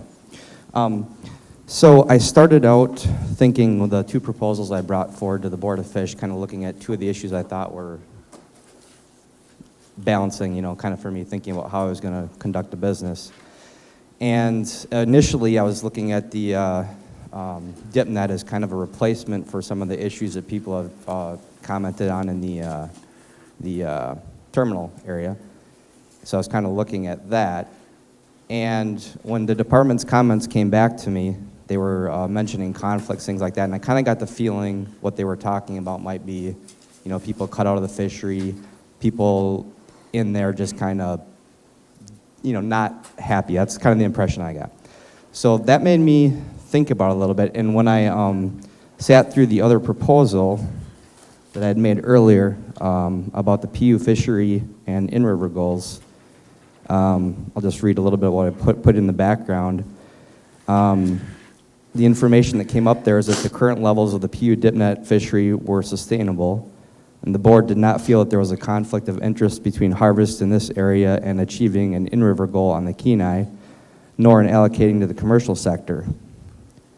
So I decided to change my proposal to the recap being a very different idea, where a permit holder in the inlet, could be a set or a drift, would be able to register essentially for a new area. So instead of having northern, upper subdistrict, western, you would actually register your permit prior to the season in order to become a stakeholder in a new fishery. And the way this fishery would definitely work would be that it would be catcher-seller on the ground. So that's the only way it works. It is not by any means not possible to try to reproduce anything in a commercial fishery based on this, because as soon as sockeye hit the water, they're already low value, essentially, which is one of the problems with the terminal harvest area and why people want to stay out of it, one of the many.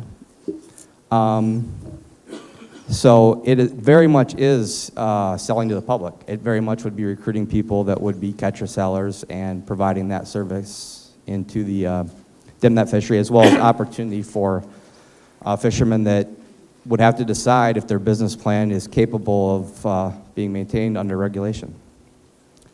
So for me, the way it would affect me, since I fish offshore a little bit, I should say that I wouldn't say I'm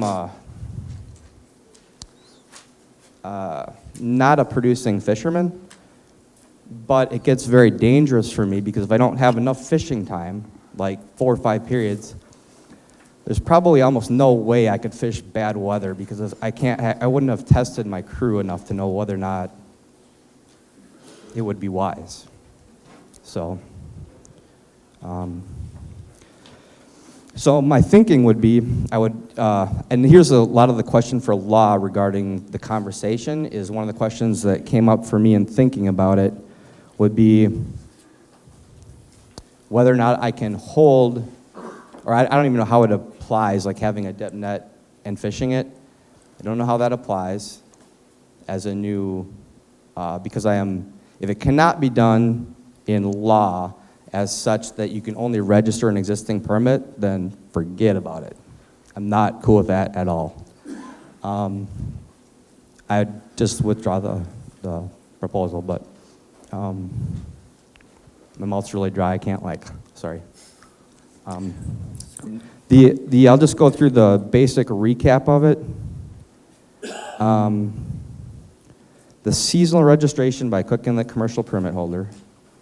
The season dates would be June 25th through August 15th, unless closed by EO on the Kasilof River, and July 10th through August 15th, unless closed by EO on the Kenai River.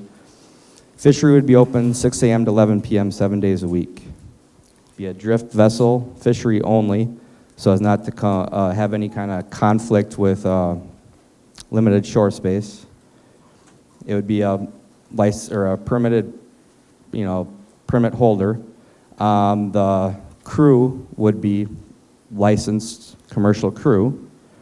No retention of king salmon, although I would like to amend that to be 20 inches or the regular expectation of king harvest. So it's ideal catch relationship with the public. You'd obviously have daily catch reporting and just kind of present what you're going for. So what I would be, the only way even now under current regulation is, I have no idea what this is going to look like when it's all said and done, but the only way I would even consider it would be because of pink salmon. And so it could be a really, really poor business decision because I might do really poorly. But then again, the biggest mistake I might make might be putting too many pinks in my boat and sinking it in August. I have no idea. So I think that's a whole new aspect of this that could even recruit other permit holders into the fishery. I believe that is pretty much the idea. Go ahead and hold Yeah, the not really a question for you, Nathan, but I just really appreciate the kind of maybe a little too forward thinking on this one right now. I mean, it's like you mentioned, there's some barriers maybe with law and the legislator and all that, but what it boils down to me, what you're asking for is a discrete stock, clean fishery. And, the future of Cook Inlet, maybe we can go there someday. How we get there, we're trying, but I just appreciate the forward thinking and the new ideas and concepts. Any comments or comments from anyone else? Dan?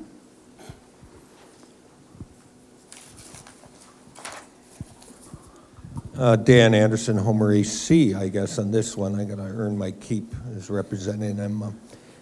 We got quite a few participants on the Homer AC committee that do participate in this fishery in the PU part of it. We had quite a bit of discussion about it, and they couldn't wrap their head around how this might work. And granted, it does address some of the over-escapement and issues and things like that, but in the already congested area of the Kasilof River mouth, and I don't know how many of you board members have been there, it's not a wide-reaching system. It's a narrower entry to that river. It's already got lined, the banks are lined with nets by people and waders up to here. I just don't see how it's going to work out. And then, then there's all the legal stuff, and then the perception, that's a commercial dip netter, he's taken away from me, and all these things. I get the forward thinking. I just, we as AAC, we just couldn't support this. Thank you. Thank you. Any other comments? In the back. And while you're bringing the microphone back there, I will say this is to what my colleague said here, it's pretty revolutionary thinking. It's out of the box from my perspective, and I can appreciate that. I really appreciate that type of thinking, whether it's ripe or ever will be ripe. It's kind of revolutionary. And everything's revolutionary until it's not. So I can appreciate where this is coming from. I'm not sure that it's really that revolutionary at all. It's actually very, like I say, it's a diminished fishery. Not like saying I'm diminished, it's a diminished harvest for a different purpose. It's not really anything too, under the current, or under the previous way I was voicing it, very much so. But I agree that it's a little bit premature potentially, because if I didn't know what the regulations were for the season, I wouldn't even be able to decide if I wanted to try to do it. You know, I would have to be at the end putting that into place. But I do think outside the box is a very good concept in Cook Inlet, as in, like you're saying, like somebody thinking, oh no, there's a commercial fisherman taking my fish. Well, that's an impossibility in an egalitarian fishery like a dip net fishery. It's purely impossible. And in fact, I'd be pretty much supplying people back, or fish back into the banks largely, because it's not as productive of an area. So if I'm going as a catcher-seller, the people that might want to buy fish from me, you know, they're not going to see me. I'm going to have their back. I'm not going to be ahead of them, I guess you would say. I don't know, again, much about it. I just think like the whole idea of possibly trying something with opportunity. I have 2 commercial permits, and like I said, I don't know, any number of things could just say that is not wise for me to even fish. And that's saying a lot. And like I said, as far as new information, I'm not an unproductive fisherman. In fact, I was the highliner in one day on North K Beach last season. But the only way I was able to do so was because of experience and a really good, really strong crew, you know. And so that could be harder to keep together. Thank you, Nathan. Any other comments on this? Seeing none, that wraps up this group on the Kasilof Salmon Management Plan. We now move to the Northern District Salmon Management Plan. We have 11 proposals. We'll start with 204. Staff, please. Proposal 204, this would modify the preamble of the Northern District Salmon Management Plan to remove the commercial fishery priority in the Northern District for pink, chum, and sockeye salmon harvest. Mr. Chair. Thank you. Do we have the proposer in the room that wants to speak to this? Anyone else like to speak in support of this? In opposition to this? Okay, on the far side.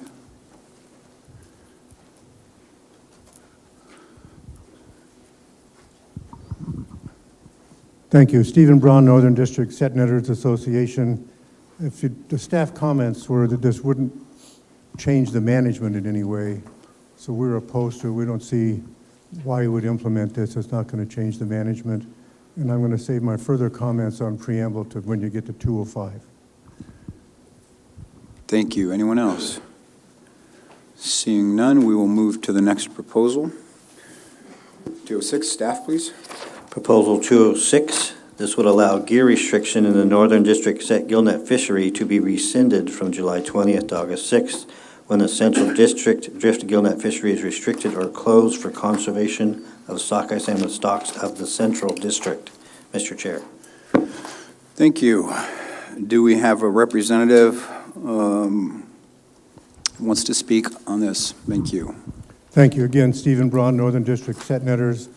We put this proposal in light of if you look at RC 15, Table 2, it shows the percent harvest of Susitna sockeye by user, and 72% over 10 years, 2008 to 2018, was the Central District drift. The Northern District got 7%, and the Upper Sub-District 15%. So what we were saying in this proposal is if you had restrictions in the Central District, for example, if you took away a drift period in the inlet wide, there would be more fish going north and they wouldn't have to implement the restrictions on us from July 20 to August 6. In lieu of the board having removed the stock of yield concern and also the actions taken on 133, I think coming out of this proposal, we'd like the board to discuss it, so we're not going to withdraw it. But at the same time, we would hope the direction would be to the department that they don't have to necessarily implement those restrictions from July 20 to August 6 to one net. It could be two nets. It could be full gear, depending on the run strength at the time. Thank you. Thank you. Do we have anyone else who'd like to speak on this proposal? The far side.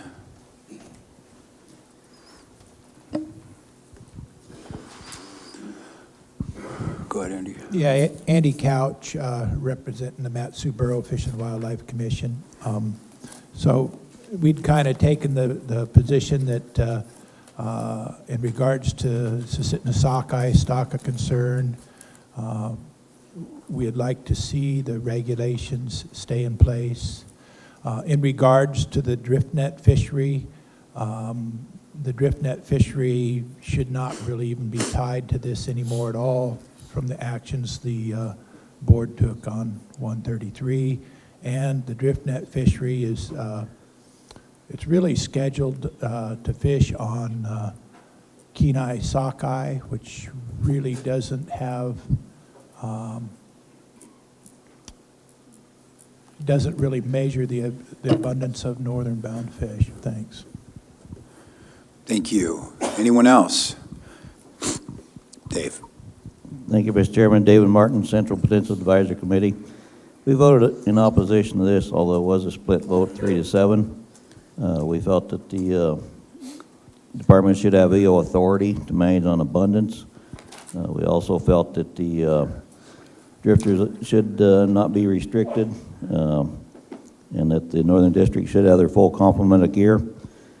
You go back in history on the data that shows the catches of sockeye and coho in the Northern District in July and August. August was a chum coho pink fishery, be open 3 days a week, Monday, Wednesday, Friday. Sockeye harvest was, you can see the harvest rates back then with their full complements of gear and a lot more gear in the water. There isn't a concern on the escapements now. The percentages of harvest of anybody should be also tied to the number. You can do anything with percentages, but the number should be included in there too, because otherwise it can be deceiving on what's actually being caught. Thank you. Thank you. Dave? Anyone else? Seeing no further, we will move to the next proposal. Staff?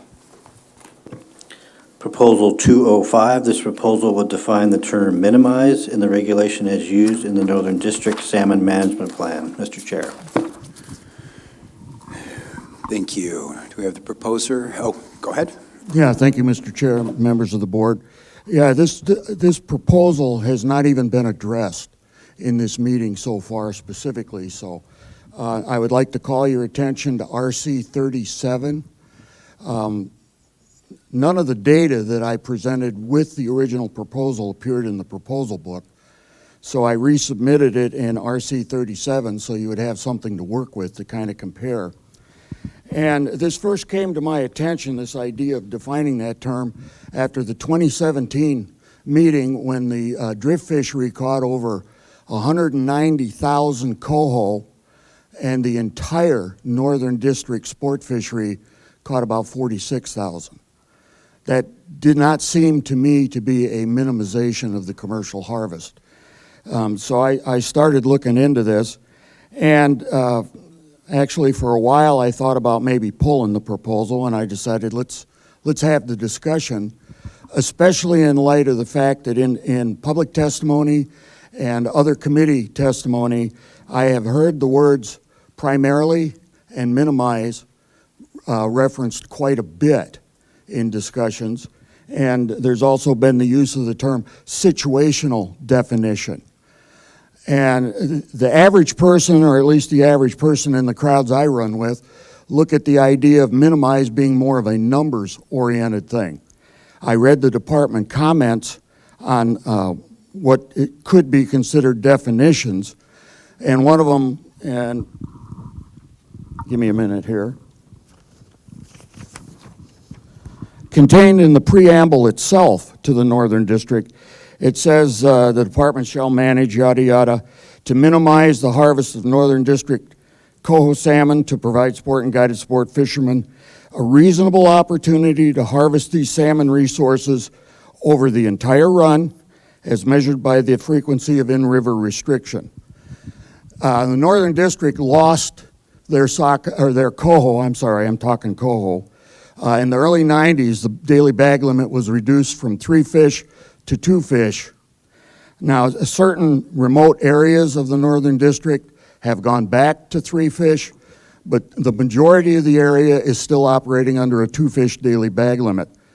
That's an in-river restriction. That's been in place for 30 years almost. Where's the minimization? And then the department also, in their comments, talked about one of the possible uses is if the department sees that the majority of the fish stocks that are available for an upcoming commercial opener are of one particular species, and that species is something that they're directed to minimize the harvest of, they can take steps to minimize the harvest. In 2017, the drift fleet had 2 area-wide openers, one right at the end of July and one just a couple days into August. And between those 2 openers, they harvested well over 90,000 coho. It was a strong year for coho, and the department knew that, and so they give them an area-wide opener. That, to me, does not indicate a minimization. I could probably go on and on and on, but we got to keep this thing moving. So I did not specify in the original proposal how I would like to see the board take steps to minimize. And it's got to be a broad enough definition because that minimized term appears in a number of Cook Inlet management plans. So it can't be tailored specifically for just Northern District salmon. It needs to be a catch-all if it's going to be an actual definition. And I'm thinking the most practical way would be time and area and possibly gear amount for restriction levels if the board chooses to go that way. But again, like I say, the crowds that I run with look at numbers. And 190,000 commercial catch versus 46,000 sport catch does not tell anybody that there's any attempt to minimize. And I think I'll stop there and let other folks speak. Thank you. Thank you. Anyone else like to comment? There's a question. Mr. Wood? Mr. Delo, the crowd that you quote run, unquote, with, do they come up with a percentage for a definition? You said they were talking in terms of numbers. Well, Mr. Wood, through the chair, you could go that route. They didn't specify anything in particular. I think most people think that if it's a 50-50 split between sport and commercial, that would be reasonable minimization. We understand some Would years would that hold true also with the term priority or prioritization? Primarily, I didn't really address that issue because I was just looking at the specifics on minimize. Okay, thank you. Dan.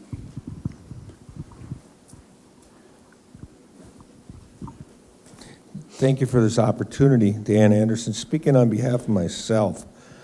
And I didn't know where to inject this in this whole process of what we got going on, but a lot of decisions were made here, and I'm not picking on the data, but the gentleman prior to me just spoke to it again, was the numeration of the cohos caught by the Central Drift District.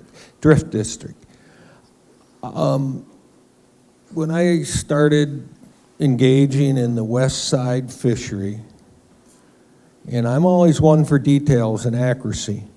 You know, we got to tell them where we fished, Area 3, Area 4, blah, blah, blah. Well, I knew that I fished Area 3.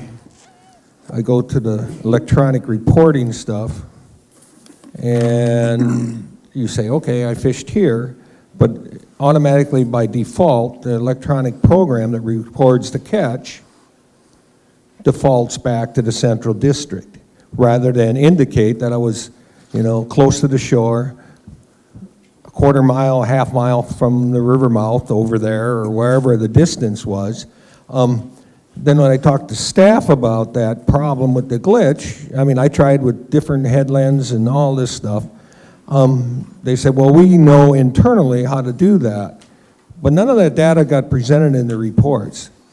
And I personally did really well a few years ago over there and caught more than 1,000 and something less than 90,000 silvers, obviously, on the west side. But that all got reported into the central district. So when someone gives that example, I haven't heard it talk to this meeting at all. I've had several discussions with staff, and they've been helpful. And again, they reiterated, you know, we know how to internally kind of guess where you were, but it's only a guess. It's not accurate data. And I would applaud someone from this board ask the question of staff about that. Unfortunately, it's a little late in some of the decisions you've already did based on some of them assumptions of where them fish were actually caught. And I'm not beating up staff. I did talk to them 3 years ago, and it's part my fault that I didn't beat the drum hard and hey, let's get the IT staff to make a program that'll accept where the fish are really caught.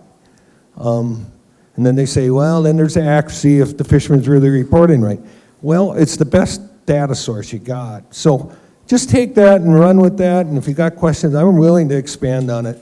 And I'm sure staff will have a response, and I've been told that this season, the new AMR will reflect some of that in their dialogue.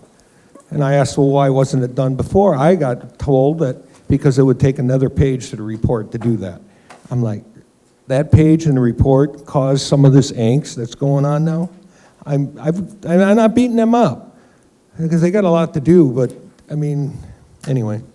I did make a generalized statement to one member of staff about it, but it might be considered inappropriate, so I won't do that, but in a public format, but it's a great analogy. I mean, it's too late to react after the horse kind of it's after the damage is done. So with that, I'll leave it alone. Thank you. Thank you, Dan. Mr. McCombs. Thank you, Mr. Chairman.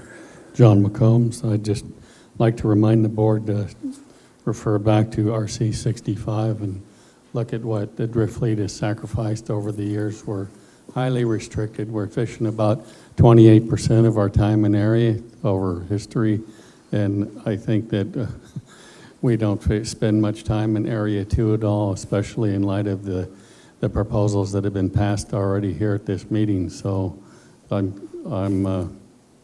got to speak against some of the previous testimony that happened here, and I'll make sure that you are well aware of what we have given up. It doesn't seem to ever be part of the conversation about what we've given up. All we hear about is more, more, more. So anyway, with those comments, I'm done. Thanks. Thank you. Roland? Roland Ma for the record. If you look at the harvest of coho by the drift fleet, I think there's a reasonably well tracking in terms of the abundance. When, as a previous individual indicated, I think for the whole year, 190,000 coho. You can parallel that with the other stocks of fish that are traveling at the same time with these coho. So you can use a surrogate model.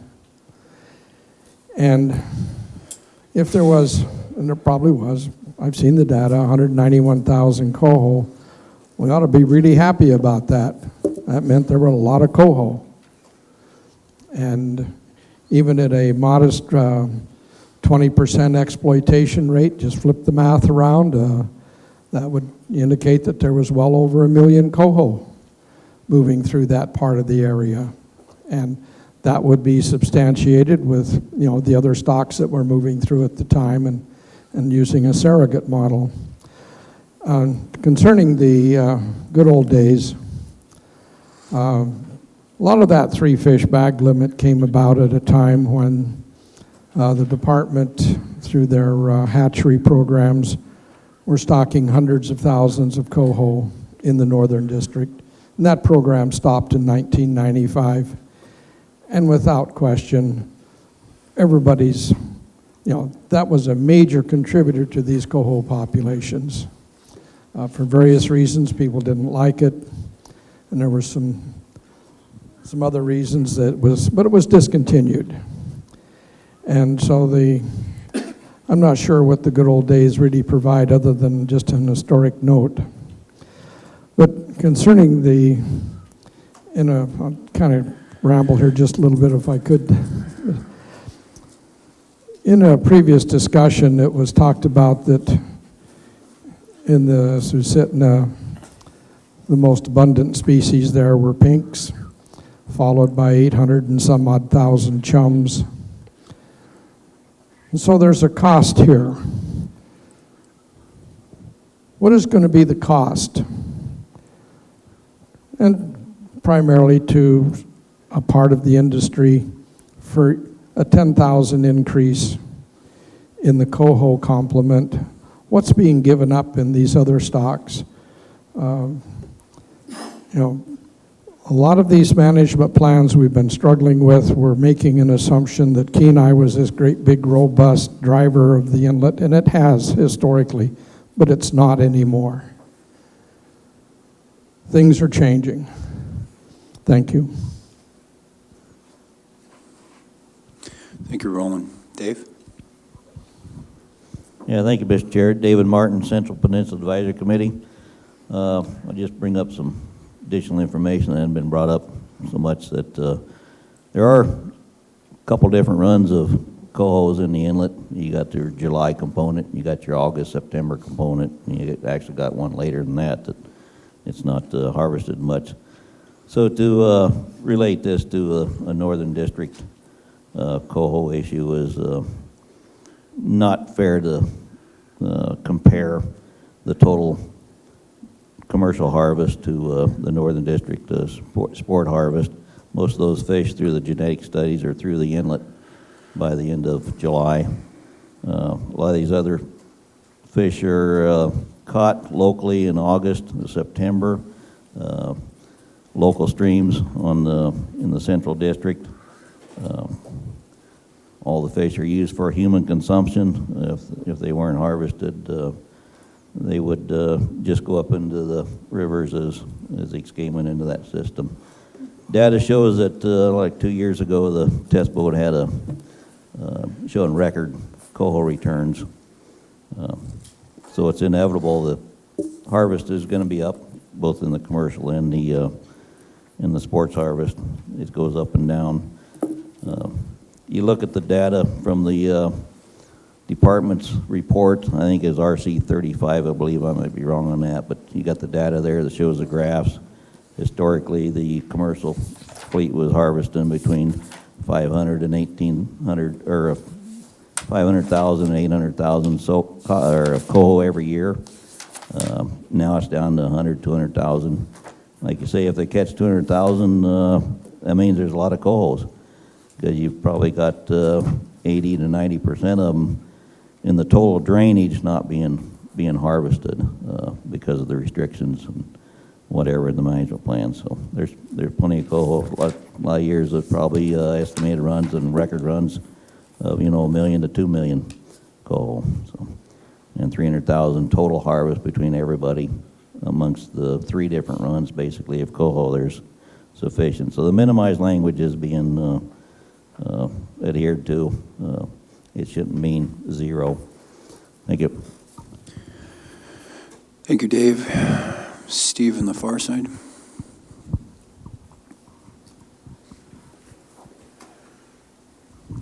Thank you. Stephen Braun, Northern District Set Netters. I empathize with the proposer on this in the definition of minimize, prioritize. I first read the Upper Cook Inlet Plan in 1978, and those words struck me, and I was like, what does that mean, and what does that mean?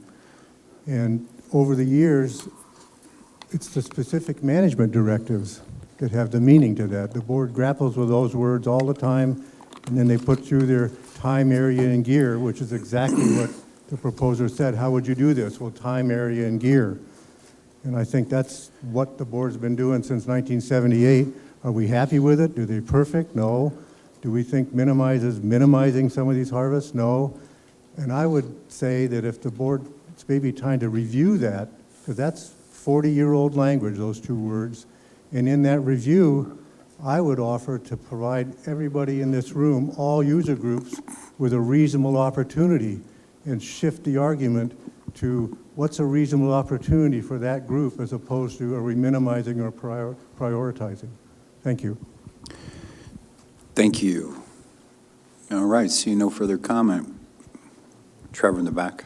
Travis, I mean. Trevor. You got it right the first and the third time. 2 out of 3 is not bad. Yeah. Trevor Rollman, I'm a Northern District Set Netter. If we do just focus on the term minimize as it relates to the Northern District management plan, the term minimize, and you may well know this, is it's explained what it means and how it's being implemented or should be implemented by the department towards the end of the plan, saying that in order to minimize the harvest of coho by the Northern District Set Netters at least, we are not allowed any extra time in 2 scenarios. After August 15th, we may not be opened by emergency order by the department, even if there's a massive influx of coho. We, by law, cannot have more than our 2 days a week, 12 hours a day, Monday, Thursday. So there's one way that the harvest by commercial in the Northern District at least is minimized. And secondly, if the department determines that there will be more coho than sockeye on any given date prior to August 15th, that same rule goes into effect. We may not be given extra time. So we are minimized in that way. I believe that's a direct correlation within the plan as to the definition of minimize. So there is a definition and a way it's supposed to be carried out now, just for a specific honing in on how minimize is defined and is currently being used, and I think it's appropriate. Thank you. Mandy?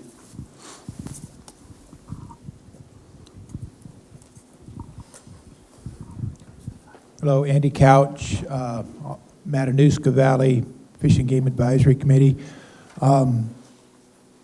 In response to some things that were said earlier, too, as far as the limit on coho in Northern Cook Inlet, years ago, it was 3 fish. I grew up there my whole life. It was 3 fish until we got to the coho conservation plan. It came in 1999, 2000 is when that occurred. And then the limit was reduced. The sport limit was reduced. And there was some restrictions put on the commercial fisheries as well. And if you were to look at the sport harvest in the Northern Cook Inlet, you would see that some of our very best sport harvests were when the limit was 2 fish. And then the question is, well, why? You got to ask yourself, why has the sport harvest gone up when we've had this plan to conserve coho? The reason it went up is because significantly more fish were allowed to get into the fishery and people could catch them. So you can see there's a shortage, there can be a shortage of a coho. And you can see that since then, and regulations have been relaxed, the sport effort has gone down significantly. Sport effort and harvest, and that's all driven by, if I go fishing can I catch a fish? Now, the other measurement in the Northern District Salmon Management Plan is the fisheries will be minimized, the coho fishery will be minimized, commercial, to provide a reasonable opportunity, harvest opportunity for sport and guided sport as measured by the number of in-season restrictions. And if you measure it by that, you know, and you start looking at the number of in-season restrictions we've had recently, you'd say, it looks like there may be a problem here. Thanks. Thank you, Andy. And we'll go ahead and close up. Thank you, Mr. Chair, members of the board. Again, my name's Howard Delo, and I'm a member of the Valley Fish and Wildlife Commission, but I'm speaking for myself on this. If you look at the table on, I think it's almost the last page of RC 37 under the sport fish harvest survey, it's got a compilation for 10 years worth from 2017 back to 2008. And you can see, and then if you compare it to the Appendix 3B table that again came out of a commercial fisheries report, you can see that in fact sport fishing did trump commercial fishing two of those 10 years. But in the other 8, the commercial fishing trumped, sometimes by 150 fish. 3 or 4 of those years, the sport fish harvest got trumped by a factor of as much as 4 times. So there's a lot of irregularity there. Yeah, 2017 was a good year for coho, but something that needs to be taken into consideration, in my opinion, is the fact that with that significant harvest by the drift fleet at the end of July, early August, you know, when they had their area-wide openers, that it didn't totally eliminate, obviously, but the number of coho available in valley streams was few and far between up until about the middle of August when the second half of the run showed up and commercial fishing was tapering down. And then there were a lot of fish in the valley, but the locals, they were already on to other things. Moose season was coming on. The fair, state fair was coming up. School was starting. The tourists were gone. So the fishing effort, i.e. the economic, if you want to look at it, benefit, was not really there because there was not that many people to take advantage of it. So the timing on allowing the in-season run, you know, through the entire season has merit, and we didn't see it that year. And then I'll finish up real quick with the comment that at the 2017 Cook Inlet Board meeting, a department biologist came up and told me, based on genetic studies, when the fleet is allowed to harvest coho in what we refer to as the conservation corridor, that's up the center of the inlet, 95% of the coho they harvest are Northern District fish. That has a fairly significant impact on run strengths in our area when they're allowed to go out there and fish. And thank you for listening to me on this. Thank you. We'll move to the next proposal. Staff 207. Proposal 207, this would exempt the eastern sub-district set gillnet fishery from gear restrictions found in 5AAC 21358. Northern District Salmon Management Plan. Mr. Chair. Thank you. Do we have the proposer in the room wishes to speak on this? Does anyone else wish to speak on this? Trevor. All right, Steve.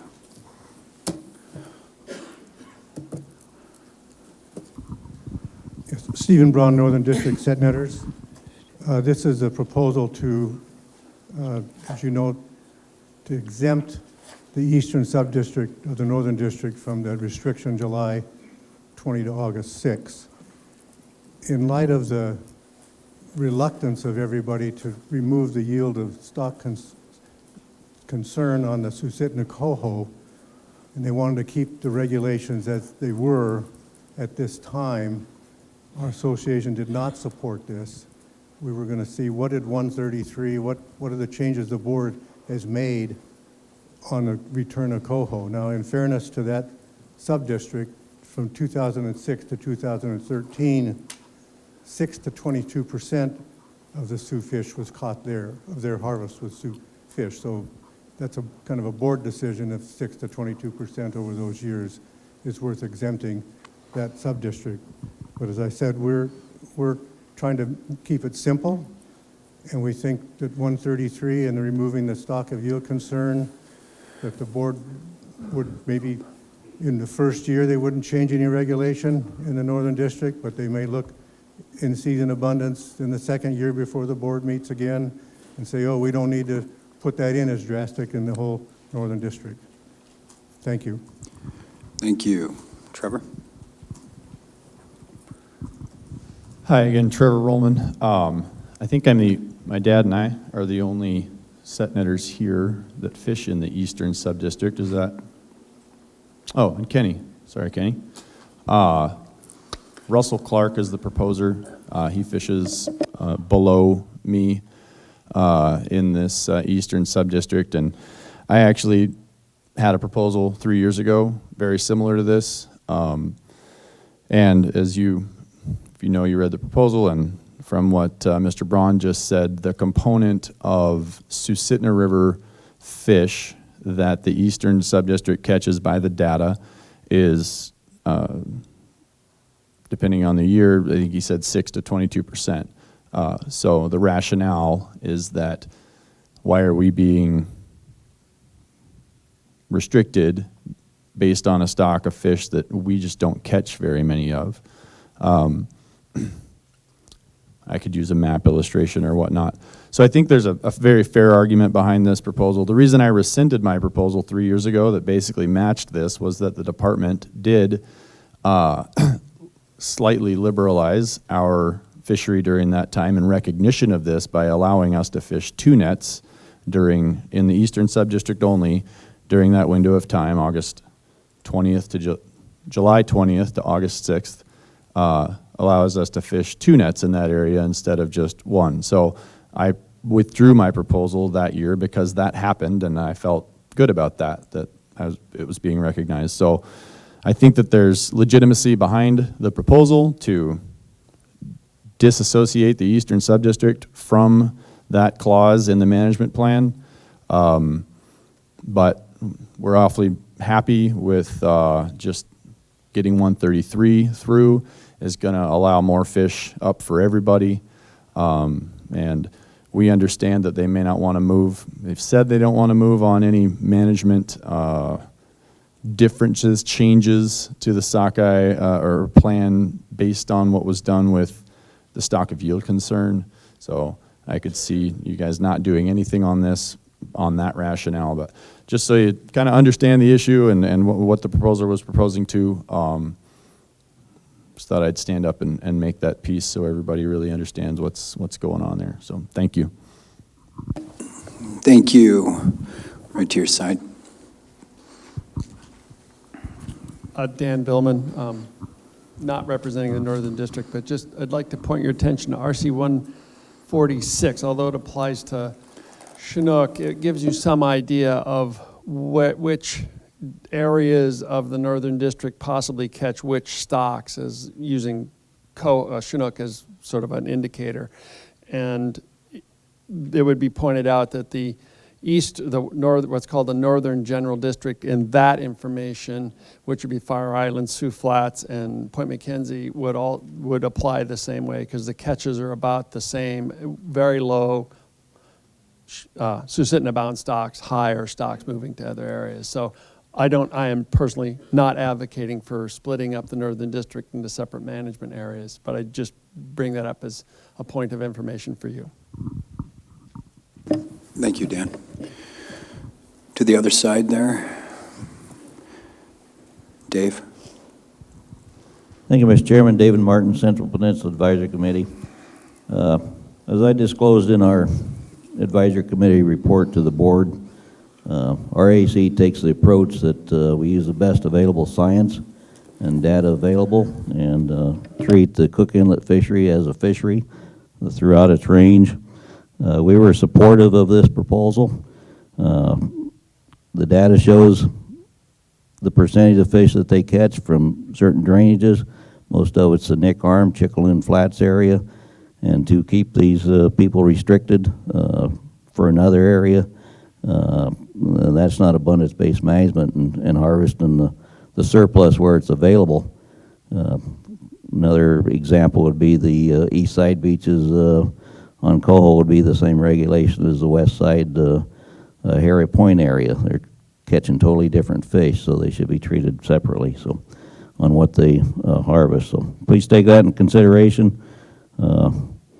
You know, just because somebody wants to restrict somebody doesn't mean that's the proper thing to do. Thank you. Thank you. Andy? Andy Couch. I'll be representing the Mat-Su Borough Fish and Wildlife Commission on this one. So the management plan also specifies that we're to manage to escapement goals. And I appreciate what the guys on the other side of the room had to say, okay? But just to open something because we're not harvesting Susitna stock, that's just the escapement data we've used to measure the northern Cook Inlet for the commercial fishery. That's the entire escapement goal we have for the Northern District. Now, at a Fish and Wildlife Commission meeting, we had the department there. We'd sent in a question ahead of time, asked the biologist present on the northern side, or the Northern District, on the eastern side of the Northern District, is the exploitation rate of salmon on that side any less than the exploitation rate on the Susitna River side? And there was no information. And you think about that, people are fishing all up the east side below the Northern District. That side gets fished the heaviest. There's not really any rationale to say that the east side of the Northern District has stocks in any better health than any other part of the Northern District. And then, so we did say that we can agree that those sides catch Turnagain and Kinnick Arm stocks. There are some stocks that have goals in Kinnick Arm, the Little Susitna, Fish Creek, Jim Creek. One of those stocks has been doing pretty well, and that's the Fish Creek Big Lake stock.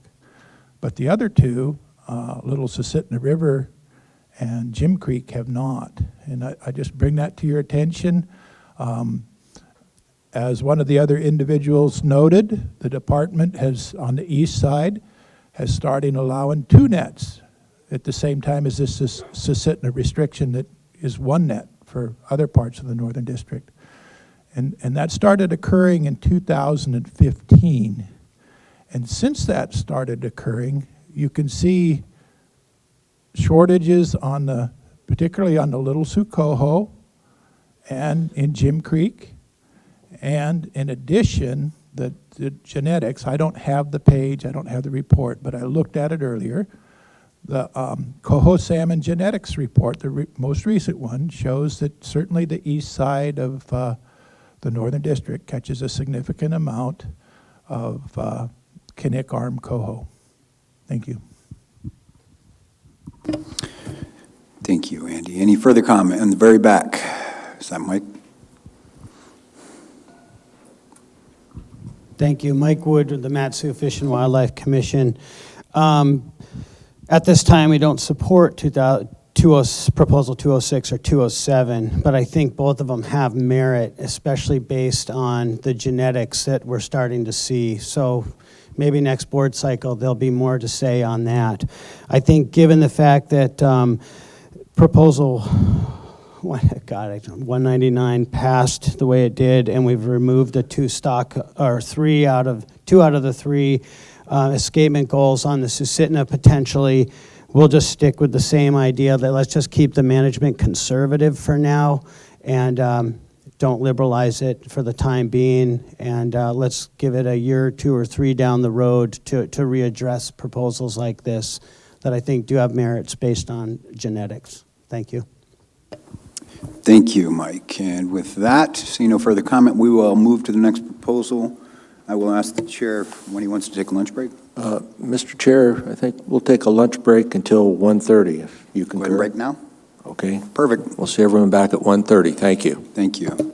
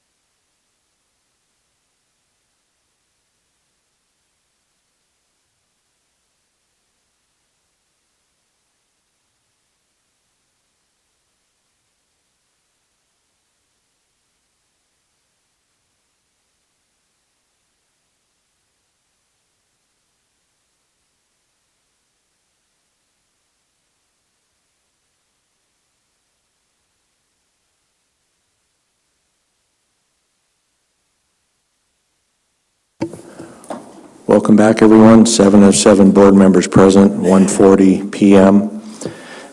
Back to Mr. Godfrey for your committee. Good afternoon, everyone. We left off after completing 207, so next proposal we move to is 202. Staff, go ahead. Proposal 202 would allow a dual set gill net permit holder to fish with 1 net per permit or 2 nets total during the Northern District directed commercial salmon fishery. Mr. Chair. Thank you. Do we have proposer or representative here to speak on this? Stephen.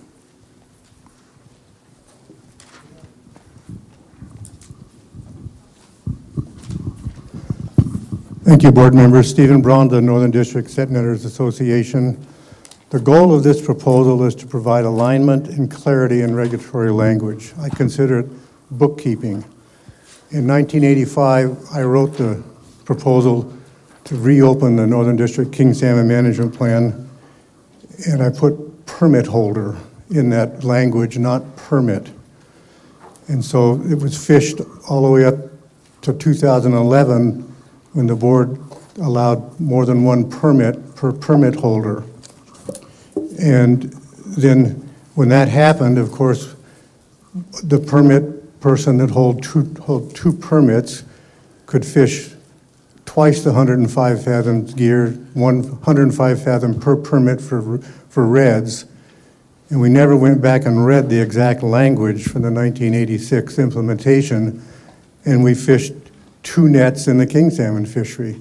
And I did that all the way from 2011, and I think other people did as well, because we didn't really know until it was brought to my attention prior to the 2017 board meeting that this said permit holder, not permit.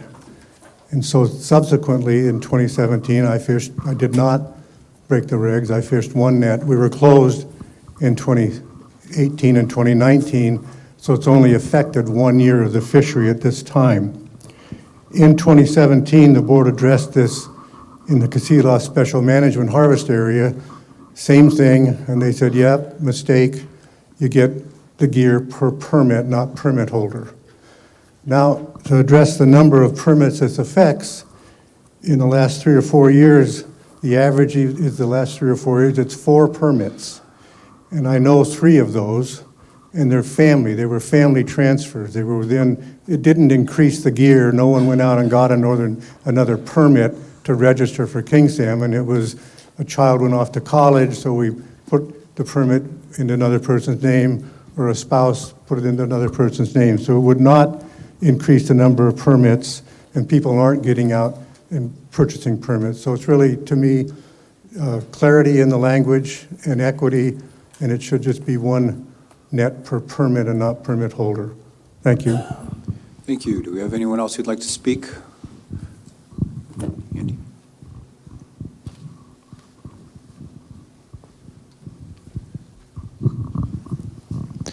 Yeah, Andy Couch, Matanuska Valley AC.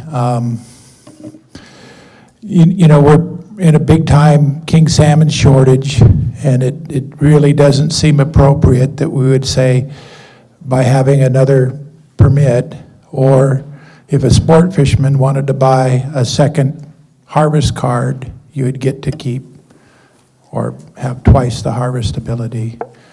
And certainly that sport fisheries buying a second harvest card, that's an option that's available in Oregon. You fill up your first salmon card, you buy a second one. So anyway, it just doesn't seem like an appropriate time to do that. Thank you.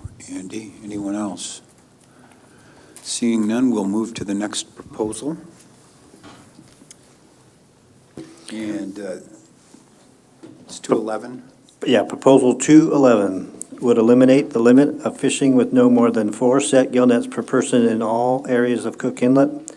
The maximum amount of gear, which is not more than 105 fathoms per permit, would not change. Mr. Chair. Thank you. Do we have the proposer here to speak on this? Anyone else wish to speak on this? Yes, Stephen.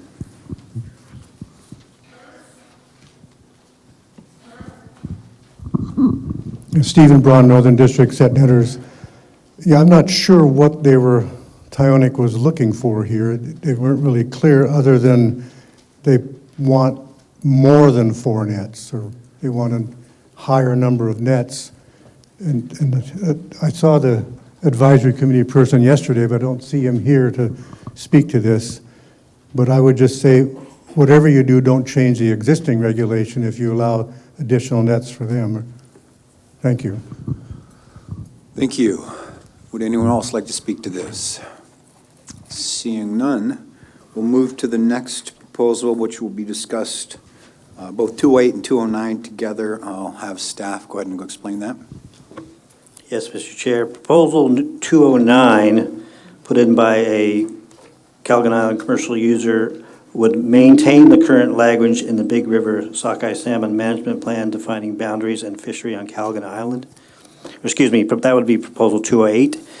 Proposal 209 would amend the GPS latitude and longitude coordinates, describe the location of Light Point on Calgon Island, which is part of the Big River Fishery Management Plan boundaries. That proposal was put in by the department, Mr. Chair. Thank you. Do we have anyone to speak on 208? Right there.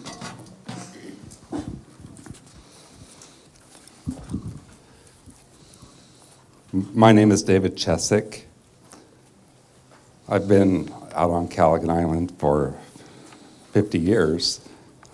And so I put in Proposal 208 as a response to Department Proposal 209, which was going to have the effect of moving a waypoint that had been in place for a long time, and the effect of eliminating one fisherman. Well, where we are now is that we have general agreement between Department of Air and Emissions, Enforcement, Management, and fishermen, and it's represented in RC 158. And so I don't see any reason to go into the history and the details. It's my policy that where there is agreement, you don't relive a dispute. So I think we have agreement, and I just want you to know that the fisherman is part of the agreement. Other comments? 208. Other comments on 209? Seeing none, we will move on to next proposal, 210. Proposal 210, this would close waters to drift gill netting on the west side of Cook Inlet within 1 mile of the mean high tide line from the West Forelands to Sea Otter Point. Mr. Chair. Thank you. Is the proposer here? All right, proposer's not here. Go ahead. Thank you, Mr. Chair. For the record, my name is Georgie Heverly. I'm a Cook Inlet drift permit holder. I am opposed to Proposal 210. Drift areas 3 and 4 have already been restricted from August 1st to 15th upon the previous approval of Proposition 133, Proposal 133. So that was eliminated as an option for additional fishing time during that first 2 weeks in August.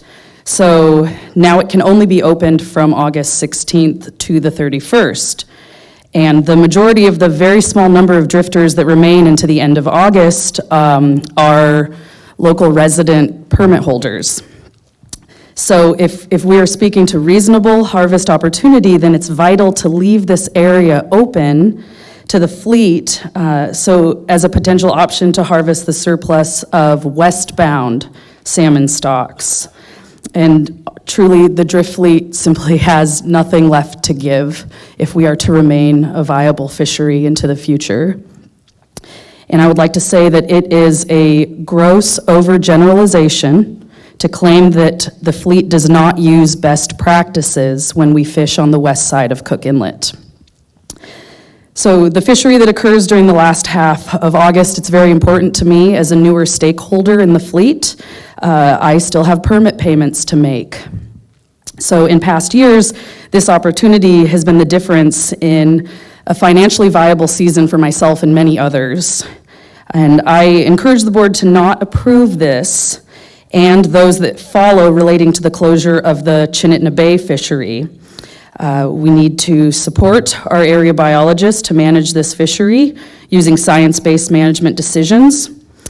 And areas 3 and 4 and Chinitna Bay can already be opened or closed depending on stock abundance. But if we're to close these areas with finality in their entirety, then that eliminates a vital opportunity for local resident permit holders. Thank you. Thank you. Dave. Thank you, Mr. Chair. David Martin, Central Peninsula Advisory Committee. We also unanimously oppose this proposal. It's not backed by any science or data. This basically would close the whole west side fishery in late August, September area. As mentioned, this is very important to local fishermen there, and not only local fishermen, but the local residents. A lot of these fall fisheries are sold to the non-commercial fishing public in our area. Myself, I've direct marketed and had people come down from Wasilla to buy fall fish. That's how they get their fall home pack, so it's very important to them. Also, we've given fish to the senior center down there on these fall fisheries. Without the commercial fishery over there, there's little to no harvest on most of these streams. They're all local stocks. This would forego the harvest of the surplus. As far as the issue section in here, the unanimous streams are protected by the current laws and regulations of not fishing within the certain distance from the mouths, depending on the systems. That's been in regulations for a long time. If it is violated, it's a violation subject to a ticket and a fine. So I hope we don't close this area and keep it the way it is. It's prosecuted only on maybe a half a dozen 12-hour, 2 days a week fishing periods. So maybe, depending on the weather. The weather's always bad that time of year too, so there's sometimes you can't even get over to it. And it's roughly a trip from 35 to 60 miles, depending on what port you're coming from one way. So thank you. Thank you. Dan. Yeah, Dan Anderson. Okay, Homer AC first, and then I'll take my personal stuff. Homer AC was not supportive of this at all. They know the importance of them boats coming back to Homer with fish that they got access to feed their families for fresh fish when maybe they don't have time to go sports fishing, kind of thing.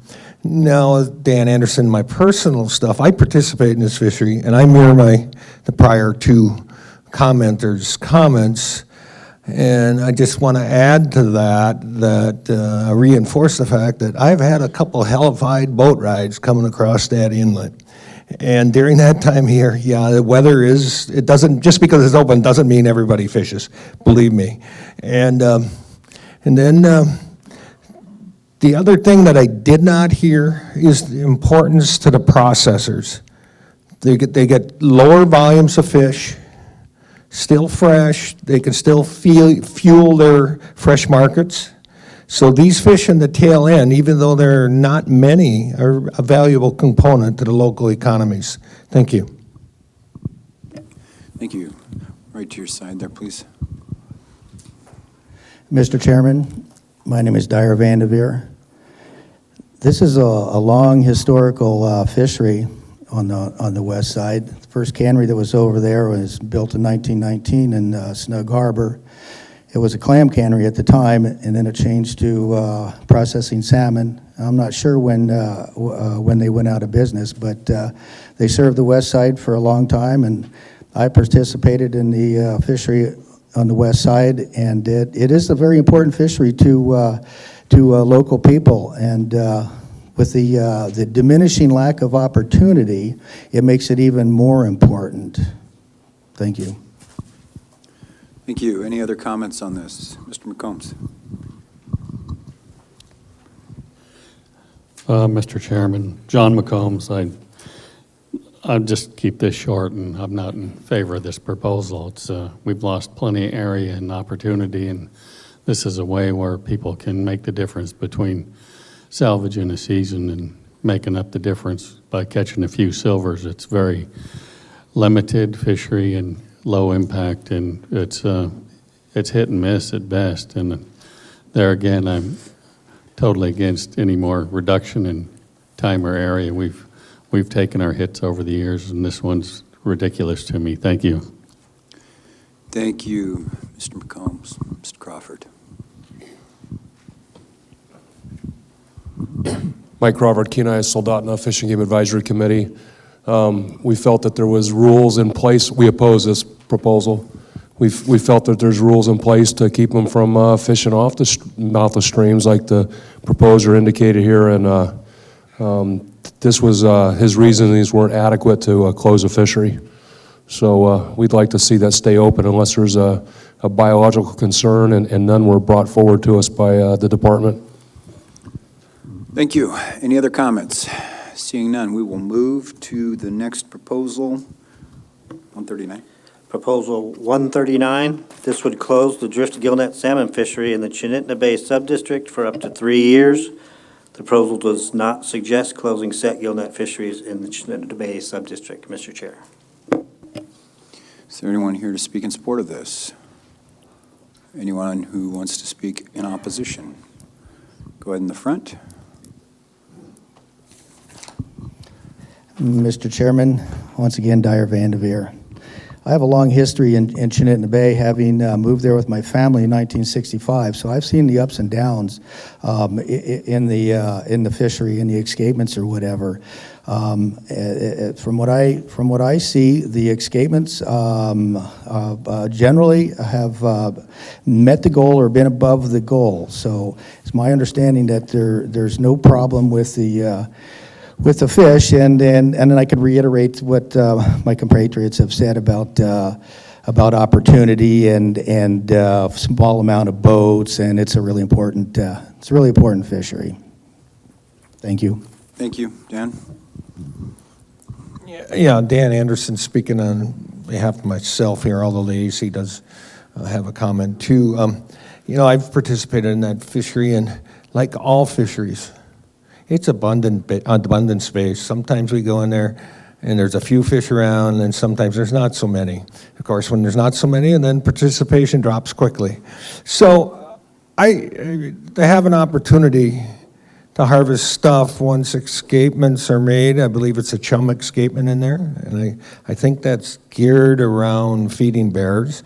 I think why not leave us have an opportunity? The guys, so the way our fishery's regulated, which you guys know, because you guys make the regulations, if a fisher were to have some sort of catastrophic failure of equipment partway through the season, we got so limited opportunities to go from the red to the black in our bottom line. And if he has that catastrophic failure, this gives him an opportunity to at least have money to pay the paper boy. So, not that there's a lot of money made neither, because it comes at a cost. Like some years there's fish and sometimes there isn't. So anyway, that's what I got to say. And as far as the AC goes, the AC is all for, keeping this fishery open and in existence. Thank you. Thank you. Don? John McCombs, thank you. Mr. Chairman, I'm obviously opposed to this proposal, and I would speak to the department, and they do a survey and they keep track of what's going on over there. So I don't see any inherent danger in what proposed in this document. The department opens it based on abundance and based on fish present. So I'm going to vote this one down. Thanks. Thank you. Mr. Martin? Yeah, thank you, Mr. Chair. David Martin, Central Peninsula Advisory Committee. Again, there's no data to support this author's issue on this. Port runs in that system. It's like any other system. You got runs that are up and down. There are several species that go in there. This is a small fleet. The fish is in there this time of year, usually for It's only 2 12-hour periods again per week, weather permitting. Weather can get pretty bad over there. There's other proposals to address the opening time of this bay. In past years, I believe 2 years ago, because of the flying weather, it wasn't too good to initiate the opening. It didn't open until the end of August, which was past the run in there, so basically there wasn't any harvest on the runs in those years.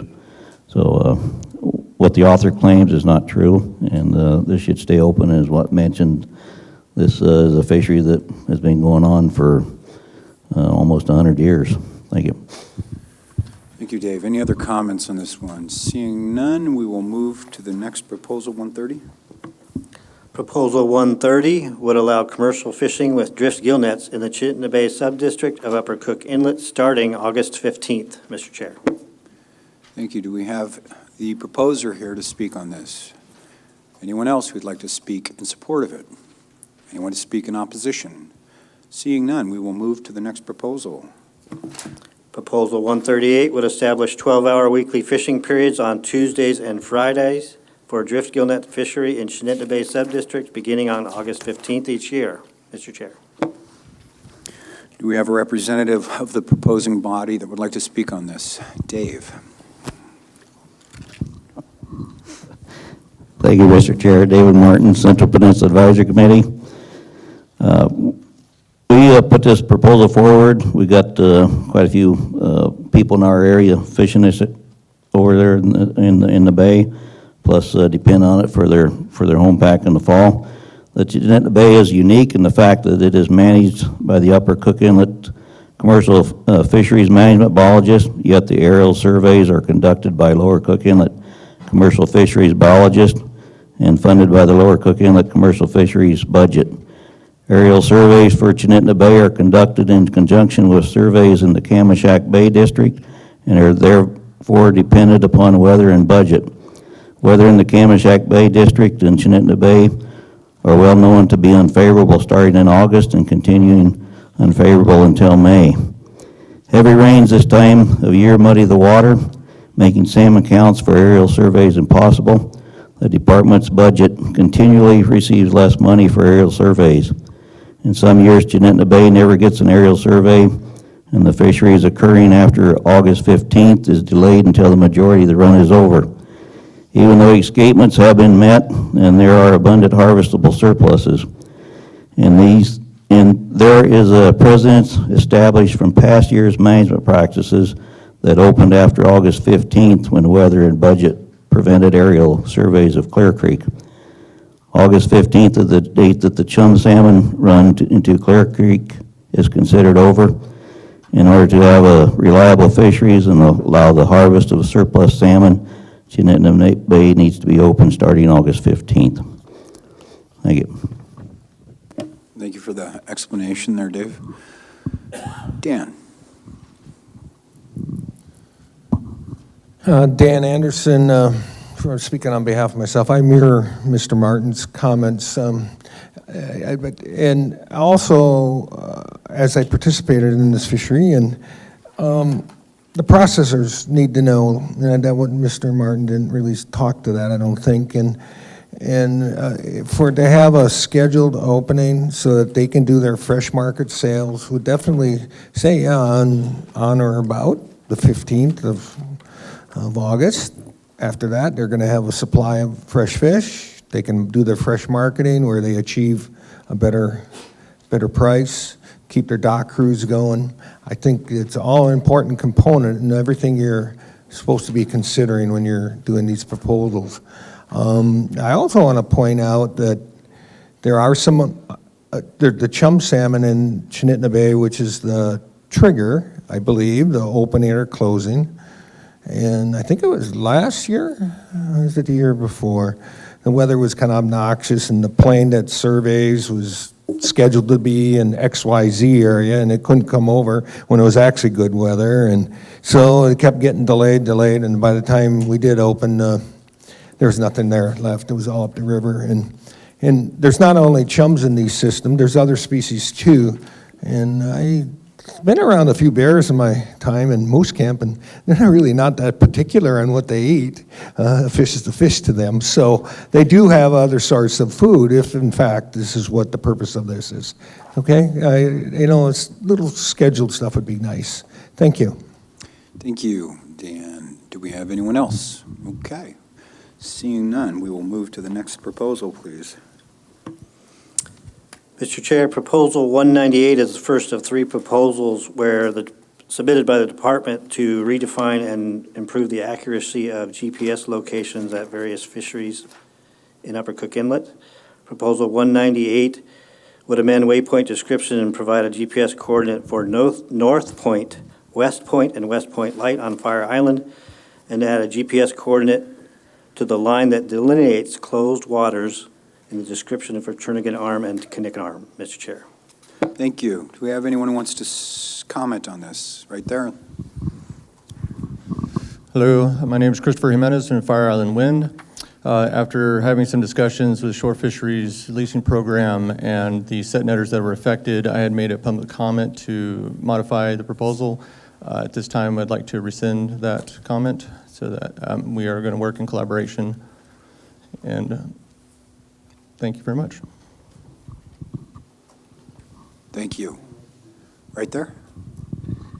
Mr. Chair, my name's John Light, and I currently a Northern District fisherman, and I fish directly to the Fire Island closed North Point, and my fishery is directly down from that. And I just want to say I support the staff's point that they have put forward for that point. That is historically where it was, and we always honored it as being there. And that's my comment. Thank you. Yes. Yes, thank you, Mr. Chair. We have prepared RC 137 with the amended language that covers all of the new points that we want. So that would be the new coordinates and language we would want. Thank you. Thank you. Dan. Yeah, Dan Anderson speaking on behalf of myself. As far as the relative to this one regarding the waypoints in the mouth of Chinitna Bay, I looked at it when I first started participating in that fishery, like, where am I legal? Where ain't I? Oh, I'm sorry. Okay. Anyway, I won't make a comment then. I already made it. So thank you. Thank you. Any other comments? No. Okay. Staff on 197. Proposal 197 would assign GPS waypoint locations for landmark names and correct erroneous waypoint locations in Chinitna Bay Subdistrict, Mr. Chair. Thank you. Any comments on this proposal? Seeing none, we'll move to the next. 209 has already been addressed, so we're into miscellaneous commercial fisheries, three proposals. Staff 212, please. Proposal 212, this would eliminate the requirement to obtain a commissioner's permit in order to participate in the Cook Inlet commercial smelt fishery, Mr. Chair. Thank you. Do we have anyone who wants to speak on behalf of this? Mike in the back.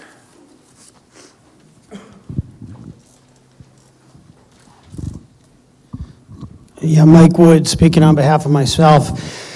I'm traveling down through the mouth of the Susitna River since the time the ice is just going out, and I'm there to see when the boats come in there from the lower inlet to start harvesting the hooligan that are in there. I just think it's really, I'm always super impressed that they can make their way up the mouth of the river like that through the mud flats, and they work in tandem, I think, and it's really an impressive feat that they pull off getting up there.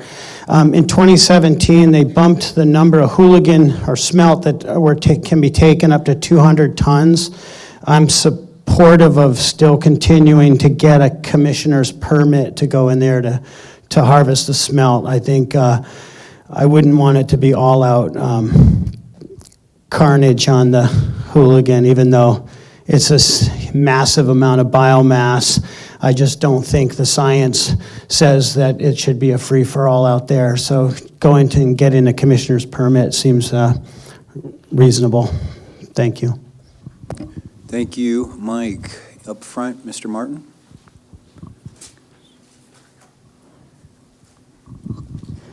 Thank you, Mr. Chairman. David Martin, Central Peninsula Advisory Committee. The author of this proposal is from our local area, and the other gentleman that participates in this fishery is also from our local area. It's very important to them. What the whole issue is here is this was a new fishery that was established years ago, and you got to get a commissioner's permit to do so, to see what all the ins and outs are on it. It's been going on for quite a while now, a decade or more. You guys addressed last time, increased the quota in this fishery. It's pretty well established, but what the situation is every crew member has to have a commissioner's permit. And what they're trying to do is that, just like all the other fisheries, you have your crewman or your skipper with a permit, and then you have a crew license. And that's all this is trying to do is to do that, because it's beyond the implementation of a new fishery. So it's not going to bring anybody more into the fishery. It just relieves the burden on the people that are doing it now. So everybody has to have a commissioner's permit. Thank you. Thank you. Any other comments on this proposal? Roland.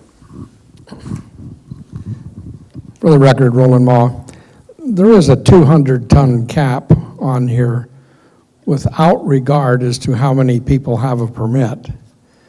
So it's not a free-for-all. The records have to be turned in, the reports have to be turned in, it's monitored. And again, there is a cap of 200 ton, and when it reaches or get close to that, it's over with. Go ahead, Dave. Yeah, just to follow up on that, it's my understanding too that, or David Martin, Central Peninsula, it's my understanding too that to get the commissioner's permit, you got to physically go into the office and get it. And a lot of times that's hard with their crew. Sometimes the crew's changing. It's not an easy fishery, but this just puts it in line with everything else. Thank you. Thank you. Mike, do you want to respond to that?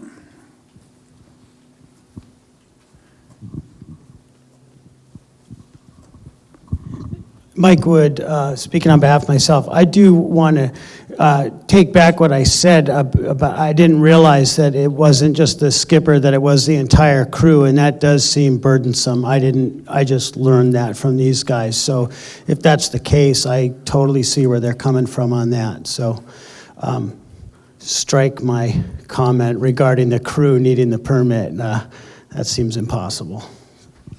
Thank you, Mike, for readdressing that. That's helpful. Anyone else?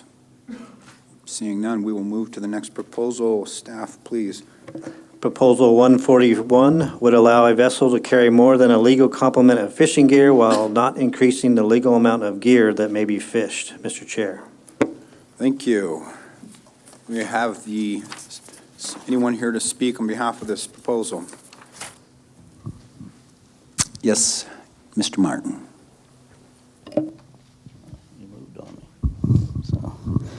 Thank you, Mr. Chair. David Martin, Central Peninsula Advisory Committee. We resubmitted this proposal after we addressed it the last cycle. Some of the issues still pertain from what was determined on the meeting there last year. The 5 AEC 39.241 is not pertinent to the real situations that have and will happen in Cook Inlet salmon fishery. The drift fishery encompasses a large water body that is comprised of numerous stick rips, large tides, rocks, sandbars, and foul weather. There are times when a vessel is compromised and not able to retrieve their gear. In these situations, Good Samaritan vessels will assist and retrieve vessel gear and tow the vessel in or pick up survivors from sunken vessels. If this retrieval of gear does not occur, it would become preventable floating hazards in the ocean, which is not good for the environment or navigation. Under the current 5 AEC 39.240 provisions, the Good Samaritan vessel retrieving a compromised vessel's gear is being illegal and could be heavily fined, subject to the court. Some actual examples of past compromised vessels whose gear was retrieved by Good Samaritan vessels are: 1, the vessels have sunk; 2, the vessels have been beached on shore or sandbars because of foul weather or mechanical failures; 3, the vessels have gotten sucked into stick grips and fouled in fouled their props, preventing maneuverability to retrieve their gear. 4 vessels' hydraulic or other mechanical equipments have failed, rendering their net retrieval to be impossible, especially in foul weather. These incidences are not numerous, but they have and they will happen again. Another example of the need to amend 5 AAC 39.240 is the fact that the Upper Cook Inlet management plans allow different components of gear in different areas. Some of these areas are 70 miles round trip from the east shore. The east shore is the nearest area with harbors and docks to unload gear. A D boat that has 2 permits on board and is allowed to fish 4 shackles of gear would be prevented from fishing Chinitna Bay if they fished in area 3 and 4 with 4 shackles, unless they traveled the 70 miles round trip to unload 1 shackle of gear, because Chinitna Bay only allows 3 shackles to be fished. The Casiloff River terminal area vessels normally have a specially designed net, which is shallower, smaller mesh size, and stronger web for this shallow water that tears up the nets. Many times this area will be open in conjunction with the expanded corridor. A vessel fishing in the terminal who discovers the fishing wasn't good would have to go to the dock, unload to the special terminal net, put on his regular net in order to efficiently fish the corridor. This is wasting valuable time, especially when most open airs are only 12 hours. These amendments will not be an enforceable issue because only the legal component of gear would be in the water. There are hundreds of boats on the water that will turn in any violators. Violators will fish illegally no matter what the law is. But that is no reason not to pass these amendments and protect these practices of the Good Samaritans in helping fellow fishermen. Saying that and addressing law enforcement here at this meeting, and with the direction of the board and the management plans that severely restricts the usage of the special harvest area at Casiloff. That's not really our main issue. And the next proposal with Chinitna Bay in 140, I believe it is 140, that's more of an issue with us, but I would like to, in deliberations, if we could get law enforcement's opinion of how they would construct a Good Samaritan vessel picking up lost gear in these issues that were as mentioned, because I'm knowing 50 years of fishing, in many of these cases, many of these people that have done this, and they don't want to be fined. Maximum fine is $5,000 a year in jail. That is a pretty good deterrent. Am I going to retrieve this gear, or am I going to let it go and do all the damage that it's going to do? I think law enforcement can relieve people's anxiety about doing this and the avenues, but it would be good to get that on the record, because all the people that hear this, we can pass it on, of the measures that they can do to protect themselves, to not be subject to a fine, and continue the practice of being good Samaritans and stewards of our resource. Thank you. Thank you, Dave. Hold the microphone, please. Mr. Wood? Yeah, I think you might have addressed my question to you, but I'll ask it anyway. Wildlife troopers respond to a lot of the scenarios you were describing by saying it's been handled many years by the local office or by the troopers. Has that been your experience? Have there been citations given under the scenarios you described? Not that I'm aware of, but it doesn't relieve it that it's not illegal. And what's different here than other places in the state, say Bristol Bay or whatever, is your communication. You know, if you see gear that's floating or a boat sunk or whatever, you know, the proper way to do it is to call in to enforcement or Fish and Game and get the approval, or even the Coast Guard. Well, under these situations, sometimes it's, like I say, 70 miles away, you're out of range of VHF, you're out of range of cell phone, there's no tenders over there, there's no communication. A lot of times you can't even raise the Coast Guard. And so you can't call in and get permission to do so. And even if you could, you've got a certain time with the tides in these areas. It's the middle rip. If you don't stay on that gear, you're never going to find it again. So you've got an opportunity to act and act in, and then that's foregone. But I think the explanation that hopefully you guys will get during deliberations that'll clear a lot of this up, so have everybody a peace of mind that they continue the Good Samaritan practices. I don't think a lot of people know that it's illegal. They just say do it. You know, like somebody has a car wreck, you go help out. You know, you got Good Samaritan laws there too. So that's kind of what this is all about. So thank you. Roland. Roland Ma with UCEDA. Just thinking back over the last half century, the things that have caused me some angst out there. Caught a Holstein cow, got a cottonwood tree with birds still in the leaves, bowling balls. I've also found derelict gear out there. This last year, some fellow decided to take a little tour and detach from his net, which was not legal at all. Came back, couldn't find it. Well, I found it 4 days later. So the issue becomes, do I put it on board? No, I don't. I don't leave it in the water. You pick it up, you put it on board, and hope the heck you can get, you know, and I'm not saying that we need to just tone down some of the angst that's out there. There's been times when people get their gear fouled in their propellers, and oftentimes they cut their net loose trying to free themselves. And I've towed several of those in. Some folks that are not too far from me here in the room have found the other part of the gear and put it on board. But it's just the angst that we have. So we'd like to just tone this down a little bit. And I don't want this to be the camel's nose under the tent, so to speak, that's going to cause, you know, unintended consequences. But, you know, sometimes we're out there and just unfortunate things happen. But, you know, at the same time, I don't want to be sitting there, you know, by golly, you know, what's going to happen? I mean, just bad stuff happens. And there's no intent here at all. And so if, you know, right now it's a strict liability. If you have it, you've done it. and so anyway, even some discussion and some intent that, you know, this is a fairly delicate balance with what goes on and what doesn't go on. Thank you. Thank you. Dan?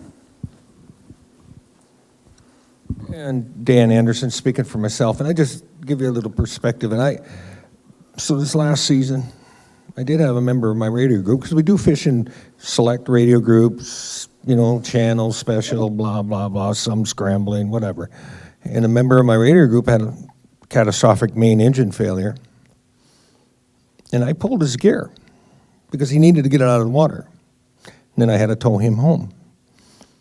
Okay, in that situation, I was still nervous on the way home, what might happen, and then I might have to explain myself to a trooper, which is anybody that's had any interaction with law enforcement, when you're kind of got to explain yourself out of why the situation is such, it's a little nervous position. So I think this would get a little bit more at ease to the people that, I say, come to the rescue kind of thing. That's what I'm trying to get to. Thank you.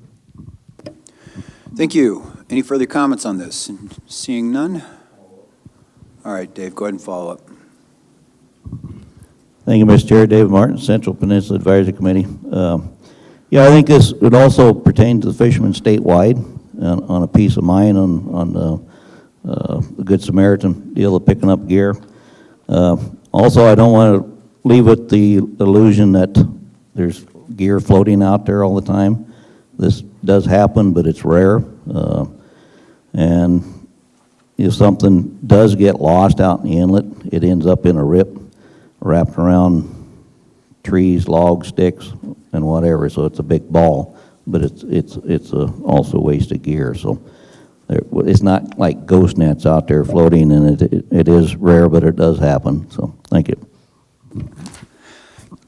Ghost nets, I like the term.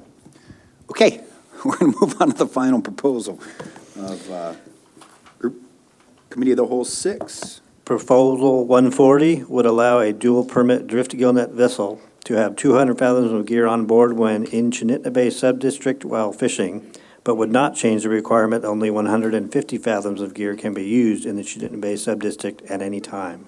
Mr. Chair. Dan, would you like to speak to this? You know, I'd like to reference RC 154 on this, which clarifies some of the other intent of this proposal after talking to law enforcement. And I understood there was going to be a problem. You don't think of everything when you write a proposal. I understand. This was my intent, was to bag it, keep it on gear. I did have a interaction with a trooper in Chinitna Bay a couple seasons ago, and that's what spawned this. My boat is marked with a D configuration. It means I'm allowed, the extra gear. And knowing I was going to Chinitna Bay and knowing it was allowed, I left it on the beach. The trooper come alongside and said, "I see the D on your boat. I want to inspect your boat." I'm like, "Golly, can I finish picking my gear?" And he was accommodating. So he circled around a while, and I got done with the gear, and he pulled alongside. He looked through the hatches, checked licenses, everything's cool. But anyway, so in this particular instance, stowing it in a net bag and either parking it on the deck or pulling it down an official to accommodate the different configurations boats are with fish holes and stuff like that, deck space. Somewhere in there it'd be a combination of compromise, but if it's in the bag, it's not fishing. And so that was the intent of the proposal. I hope you'd consider that. And keep in mind, we did do, well, as it turns out, when you look at it, a voluntary fleet consolidation with the D-boat configuration, and to penalize a guy because he went through the expense and not be able to participate in this other fishery with a full complement of gear that is otherwise legal on board. Anyway, you get the idea. Thank you. Yeah, Dave. Yeah, thank you, Mr. Chair. David Martin, Central Peninsula Advisory Committee. We also, Central Peninsula, put our name on RC 154. Working in conjunction with this because it's pretty similar to our proposal 141. It addresses our main concern is with the Chinitna Bay issue because that happens yearly. The Kasilof Special Use Management Area hadn't happened for years. It's probably not going to, but this is very important in this area. It's come about as a unique situation with the D-boat that's evolved into the fisheries. People have bought other permits or they got another permit holder on board, and they should be able to use their full complements of gear, and this is a way to do it. We don't feel that Chinitna Bay should be allowed the 200 fathom. This is kind of a unique situation from other areas of the state. This is kind of a state regulation with enforcement but this is unique. It's one bay, it's easily enforceable. You can fly over, you can bring boats and has trooper boats over from Homer, and it's a different time than what the other areas in 3 and 4 that allows the 4 shackles of gear. So this is just a good compromise. I don't see as it morphs into other areas of the state because it is a unique situation in Chinitna Bay. So hopefully we can work it out, and the wildlife troopers are comfortable with it, and it achieves the goal of accommodating the fisheries. Thank you. Roland? Roland Ma with Yacita. From Homer over to Chinitna Bay is about 70 miles. You know, it's a 7-8 hour run. From Kenai, Kasilof, it's about 80 miles down there. So it's going to have to, and I think we've got a good compromise going. It's going to have to be an on-the-water fix. Thank you. Right over here, front row. Mr. Chairman, excuse me, Mr. Chairman, Dyer Vanderveer. I'm in support of the RC 154, dealing with what we're talking about, bagging the gear and marking it and stowing it. To me, it seems like the simplest, easiest fix for this situation. It just seems simple. Thank you. Thank you. Mr. Any Chair? further comment? Mr. Crawford? Okay. Mr. Wood, you want to ask your question now? Oh, Mr. Jensen, you want to ask your question now? Thank you, Mr. Chair. I have a question for the proposer on this gear issue. Yes, sir, I'm all ears. Yeah, hi, Dan. How often would you use this if it were to be implemented? Would you use it quite often or just a couple times a year? Or what do you see in this? And that's one of them convoluted questions because there's no scheduled openings the way law currently is. The way the law currently is, it's not open until escapement in Clearwater Creek is met with chum salmon. So, I mean, it's been as late as the end of August, 28th, 29th, somewhere in there when, and then when we got to go in there was nothing there to go for. I believe it usually, so it'd be, I guess, the maximum amount of time would be usually it opens the day after a regular scheduled opening in area 3 or 4, which would fall on either a Monday or Thursday in 3 and 4, and then the following day, to allow for economics, they do a Tuesday and a Friday, so you spend overnight across the inlet.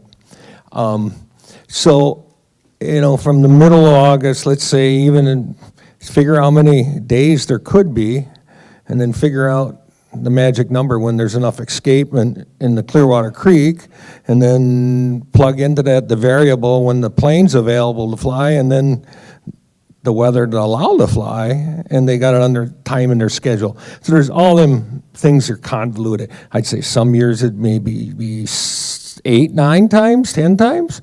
Other times maybe once. And then there's others that none if we don't go. So I hope I answered your question in a roundabout way, but that's all the different scenarios that could happen here. Yeah, I understand. Thanks. Thank you. Thank you. Mr. Crawford? Mr. Chairman, Mike Crawford, Kenai Soldotna AC.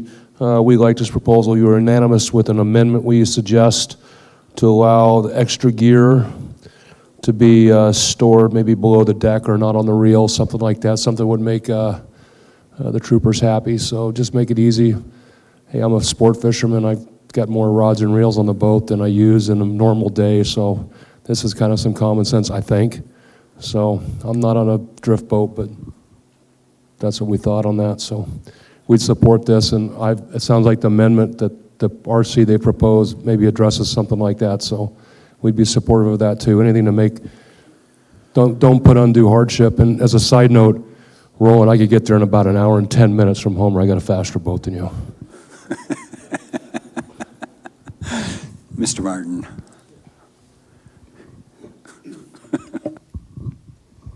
David Martin, Central Peninsula Advisory Committee.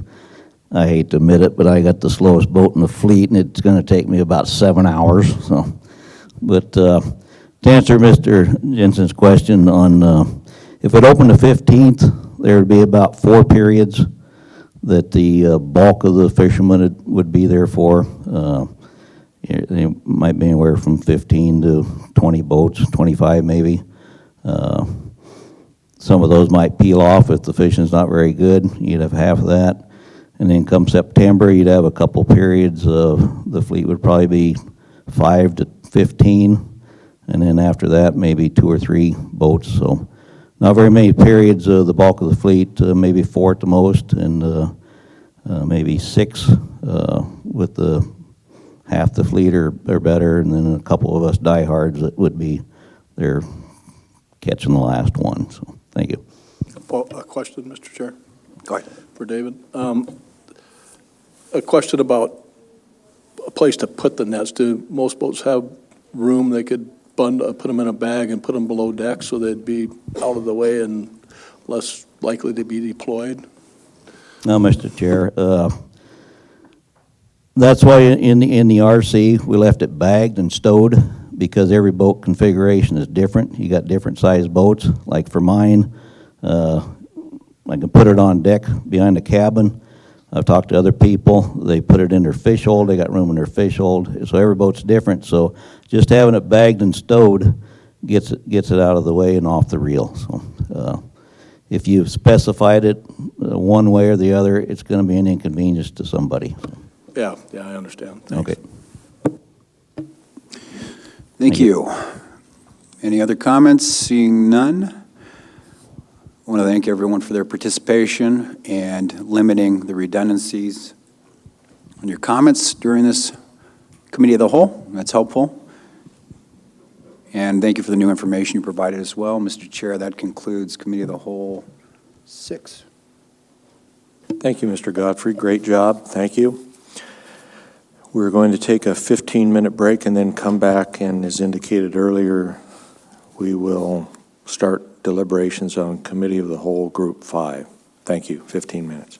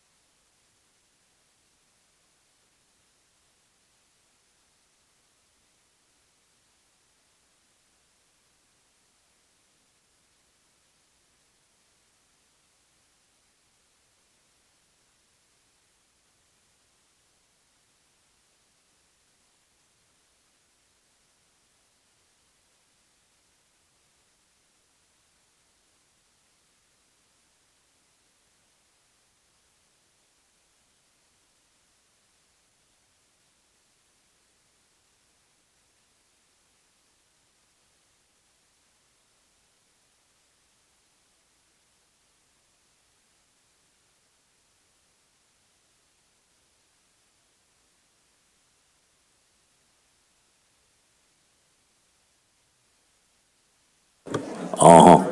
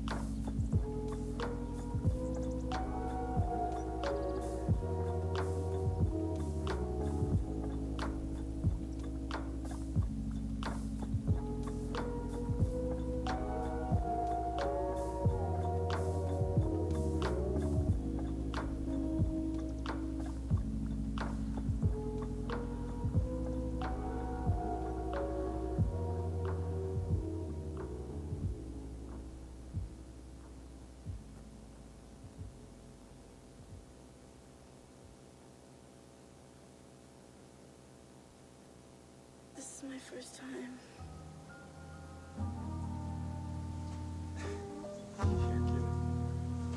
I'm sorry.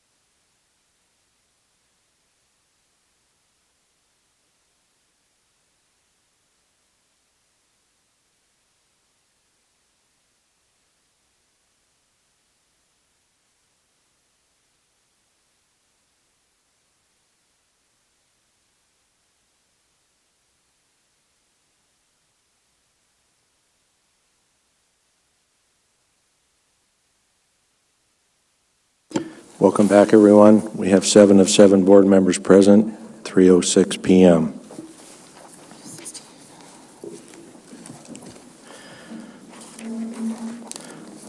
Next up, we have deliberation on Committee of the Whole Group 5, Northern Cook Inlet King Salmon Escapement Goal Discussion, Northern Cook Inlet Sport Fish Management Plans, Northern District King Salmon Management Plan, and Northern District King Salmon Sport Fisheries, 9 proposals.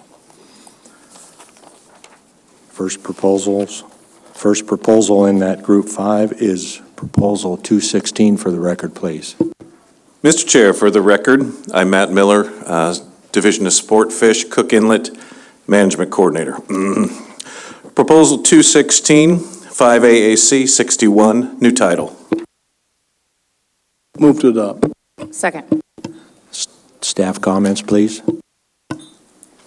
Mr. Chairman, Sam Ivey for the record, Sport Fish Area Management Biologist for Northern Cook Inlet. Proposal 216 would create a Deschka River King Salmon optimal escapement goal that's specific to large fish. It would result in less timely in-season management due to time needed to estimate daily counts of large fish, while a sonar project can measure fish, each fish daily. Estimating daily counts of large fish on a weir project like Deschka would require collecting a subsample on a daily basis and applying those samples over several days of daily counts to determine the estimates. This would likely involve a lot more technician time, and postseason estimates of large fish would likely differ from in-season counts due to estimation process. In-season run projections may be less accurate due to unknown differences in run timing of large fish versus timing of all fish. The department is neutral in this proposal. An escapement goal that includes all sizes and ages remains an appropriate goal for the Deschka River, and one that can be assessed with the tools now in place. The department has developed large fish escapement goals for king salmon to approve assessment. They may not be appropriate for all systems, and the cost benefit should be considered. Managing for a goal based on large fish is somewhat contrary to the language in the Sustainable Salmon Fishery Policy that states the importance of managing for all ranges of fish, and also has the effect of devaluing younger fish. On the Kenai, a decision to move to large fish was based on the sonar's inability to differentiate between sockeye salmon and small king salmon, and in-river netting program to obtain a representative sample of the run. Making in-season estimates of run size of large fish introduces a level of complexity and potential error that is unnecessary given the current weir assessment on the Deschka River, Mr. Chairman. Thank you. Board discussion.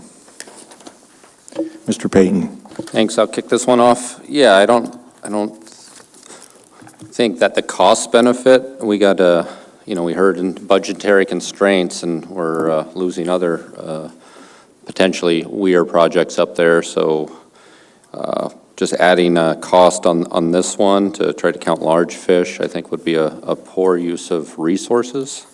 And I understand the department's neutral on it, but I agree with their kind of comments why it's not needed.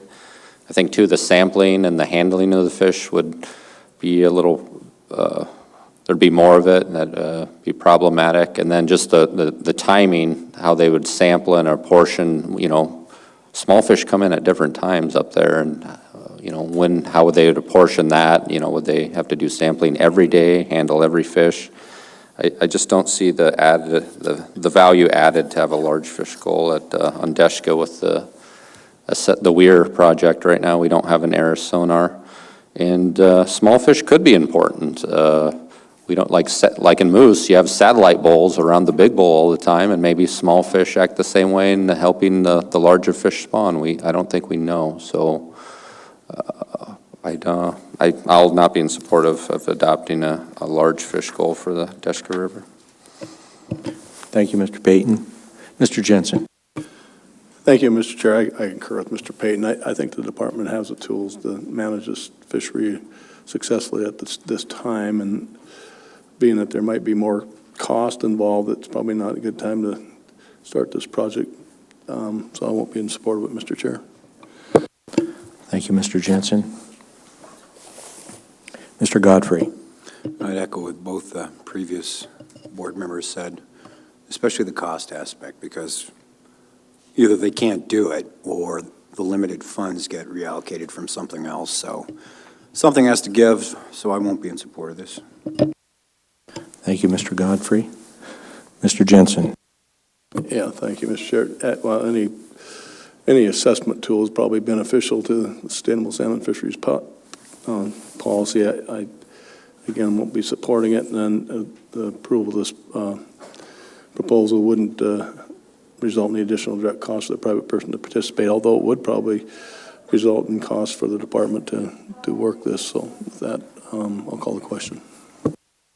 Question has been called. Errors and omissions, Director Rutz. No, Mr. Chair. Mr. Peterson. No, Mr. Chair. Captain Quest. No, Mr. Chair. Roll call vote, please, Mr. Haight. Thank you, Mr. Chair. Final action on Proposal 216. Ms. Carlson Van Dort. No. Mr. Johnson. No. Mr. Jensen. No. Mr. Godfrey. No. Mr. Mariski. No. Mr. Wood. No. Mr. Payton. No. Proposal 216 fails, 0-7, Mr. Chair. Thank you, Mr. Haight. Proposal 217 for the record, please. Mr. Chair, Proposal 217, 5AAC 61, new title. Mr. Chair, move to adopt proposal 217 with the substitute language found in RC 156. Second and ask unanimous consent. Is it 156 or 141? Yes, 156. Without objection, the language in 156 is before us. Staff comments? Yes, Mr. Chairman, would you like me to provide a description of the RC or? Clarifying points. Okay. Yeah, what this RC 156 does is it rolls up three proposals, 215, 217, and 219, and these proposals were submitted. They're non-allocative. Their intent was to provide predictability in what the department might do management-wise in managing king salmon on the Susitna drainage, which includes the Yentna River and the Little Susitna River. And so it kind of rolls up those three very large proposals into one nice and neat one. The whole intent, again, is for predictability and really transparency with the public so that they know what we generally look at when we're managing king salmon fisheries in the area. And part of that predictability comes with an early announcement by the department to stakeholders out there so that they can plan trips for the next season, which is written into the plan. The only other aspect is an optimal escapement goal for the Yentna River that's rolled into this RC, Mr. Chairman. Thank you. Mr. Payton. Yeah, I'll go a little further and kind of explain the nuts and bolts of kind of what it does. So, you know, I was really disappointed 3 years ago when there was the stakeholders presented to have a Northern District, basically king salmon predictability management plan, when we basically came up on the last day of a 13-day meeting and everyone was fried, and board members admitted to that, and that was some frustration. So stakeholders came together and really worked hard on this to condense it, and I thank staff for being so available to do that. But what it does is, like staff said, it provides some predictability of what the department's going to do by a date certain. That does one thing for sure. And then in the middle tier, kind of, it explains, like, if the department is unsure of, if they're right on the line, allow some harvest but not full harvest, they explain kind of the tools they would use for the different groupings of the stock. So that lays that out. That's the second aspect to it. The third is basically gives the department direction and stakeholders direction when we go back to full regulations.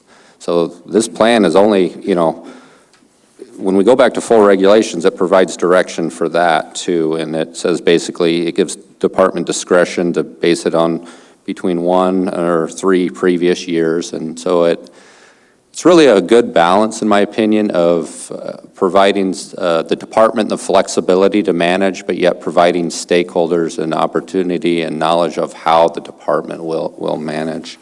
And then the fourth thing, it does potentially change if adopted, the Yentna River SEG to an OEG, and I think I talked quite a bit about that in the beginning of the discussion, and then we heard from other stakeholders as well, and in committee of the whole and Mount Yinlow Advisory Committee meeting that they were in support of a little higher OEG on the Yentna. And, in the department's report, they admit the Yentna is the biggest area with the least amount of data to it. And for those reasons, I'm going to err on the side of caution when setting the SEG, and I think it needs bumped up a little to put a little buffer in there. If you look at the maps on tab in RC4 in the escapement goal report, Yentna's bigger than the 3 other groupings combined, and it has, for area, the smallest goal for sure, if you think of the area encompass. So, and looking at the run reconstruction reports too, that 13,000 just would only miss the goal 1 year out of those 40 years, where 16 would have brought it in line with the other groupings of the goals. So I think that 16 is a true appropriate goal for the Yentna. And I'll be in full support of this plan. It's exciting that the public is going to know what to expect in years to come. And this is a good thing, and fully in support of it. Thank you, Mr. Payton. I concur with Mr. Payton's comments and reference my previous comments. Mr. Jensen. Yeah, thank you, Mr. Chair. I applaud Mr. Payton and the staff and whoever else helped on this. It's a good document, and I'll be in favor of it. I think it's totally consistent with the Stable Salmon Fisheries Management Policy. I don't personally see any allocative issues in here, so I'm going to be fully in support of this one, Mr. Chair. Mr. Godfrey. I think when we're dealing with fisheries, it doesn't really matter as far as the user group. One thing that's often hard to harness is the predictability of fish. There's enough unpredictability involved with harvesting fish from whatever user group you are. So I'm always, leaning towards the side of defaulting to anything that provides more predictability and consistency from various user groups when it comes to how the department operates and manages. And that alone, to me, in light of the fact there's nothing that I see as detrimental here, is reason enough to support this proposal, so I will be because of that. Thank you, Mr. Godfrey. Mr. Jensen. Thank you, Mr. Chair. If this proposal were to be adopted, I don't believe it would result in additional direct cost to the private person to participate, and I'll call the question. Question has been called. Errors and omissions, Director Rutz. No, Mr. Chair. Mr. Peterson. No, Mr. Chair. Captain Quest. No, Mr. Chair. Roll call vote, please, Mr. Haight. Yes, Mr. Chair. Final action on Proposal 217, substitute language found in RC 156. Mr. Wood. Yes. Ms. Carlson Van Dort. Yes. Mr. Payton. Yes.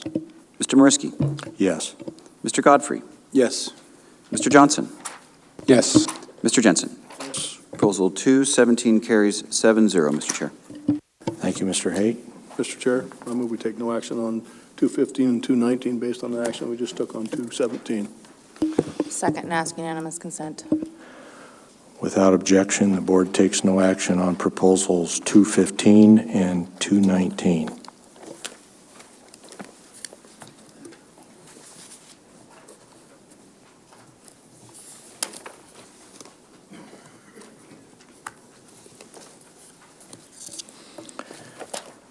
Proposal 199 for the record, please. For the record, my name is Elisa Frothingham. I'm the Assistant Area Manager for Upper Cook Inlet Commercial Fisheries. Proposal 199, 5AAC 21366, Northern District King Salmon Management Plan. I'll move to adopt with the language found in RC 164, Mr. Chair. Second and ask unanimous consent. Without objection, the language in 164 is before us. Staff comments, please. Mr. Chair, my name is Pat Shields with the Division of Commercial Fisheries. I'll walk you through very quickly, like Mr. Ivy did, the RC that you have before you, 164, and this pertains to the Northern District King Salmon Management Plan. There are multiple provisions in the plan that are not being changed by RC 164, including seasons, the hours of fisheries open 7 a.m. to 7 p.m., the cap on the fishery, the gear restrictions that are in the fishery, and the area closures on the west side of the Northern District that are not allowed to be open when there are sport fishery closures in those streams. However, per 164, we are going to have some changes to provision number 10, and I guess we've taken to calling these things often paired restrictions. And what it will do now is if the Deshka River sport fishery is restricted to one of 3 restrictions, there will be a concurrent restriction in the commercial fishery, and those are as follows.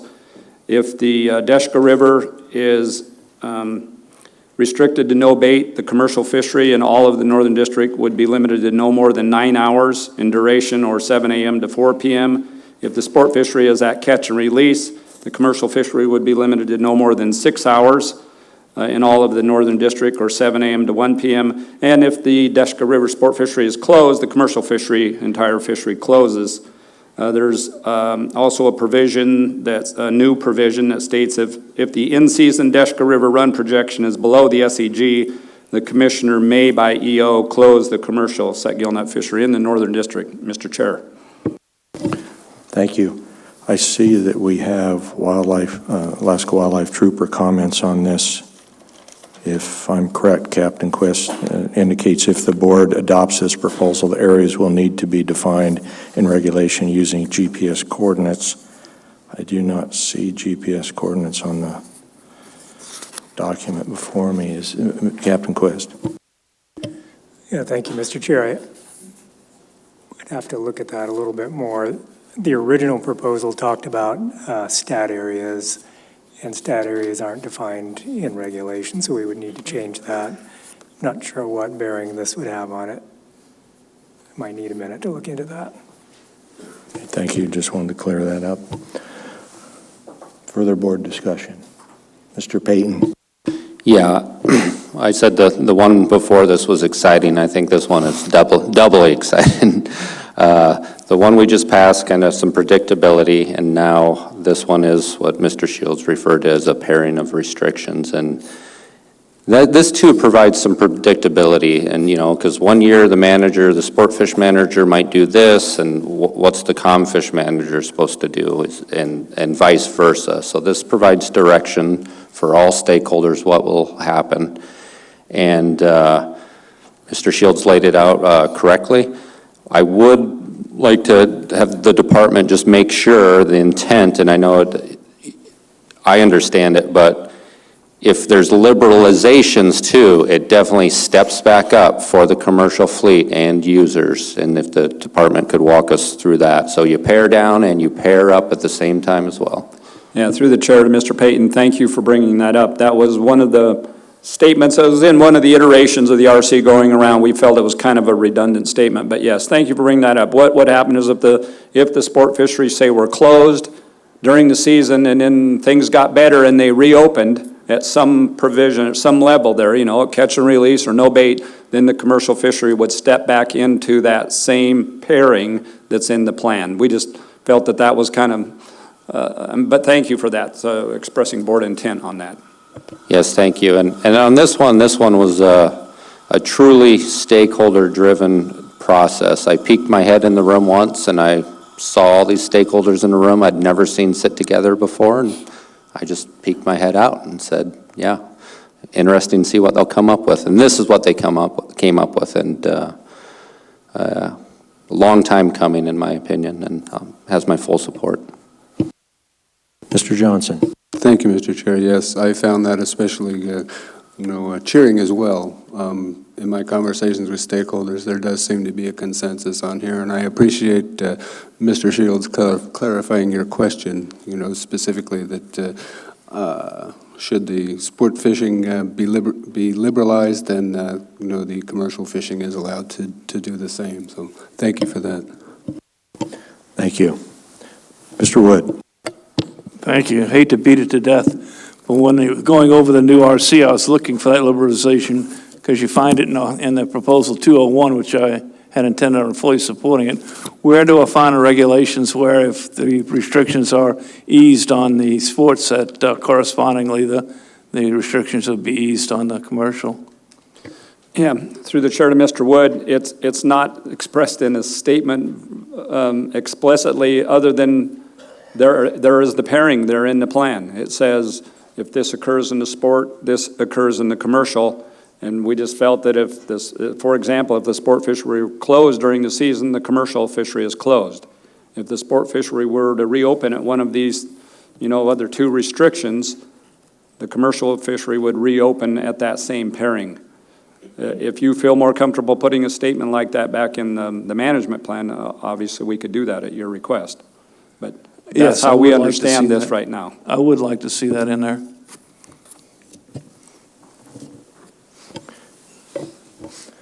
Mr. Johnson.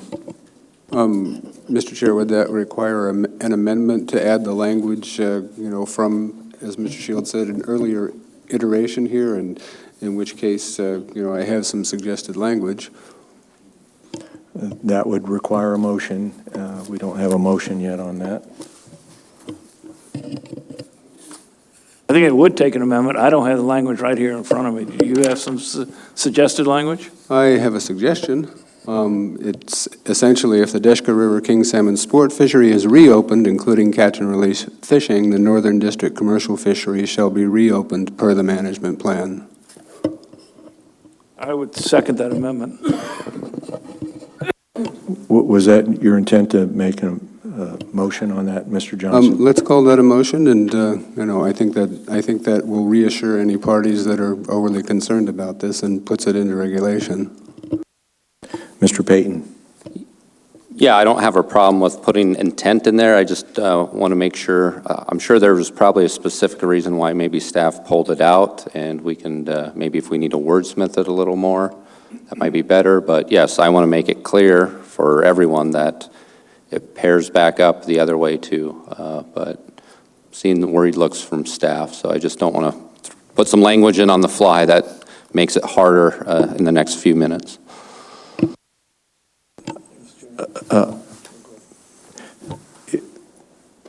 Mr. Johnson, if you could repeat that for the benefit of Mr. Haight here, I believe he's keeping track. Could you repeat your motion, just so we're clear? Here's suggested language, which I would be, put in the form of an amendment to this proposal. If Deshka River king salmon sport fishery, if the Deshka River king salmon sport fishery is reopened, including catch and release fishing, the Northern District commercial fishery shall be reopened per the management plan. Mr. Chairman? Mr. Wood. Never thought I'd be asking for it, but perhaps we take 10 minutes and let staff prepare the language they feel is most appropriate.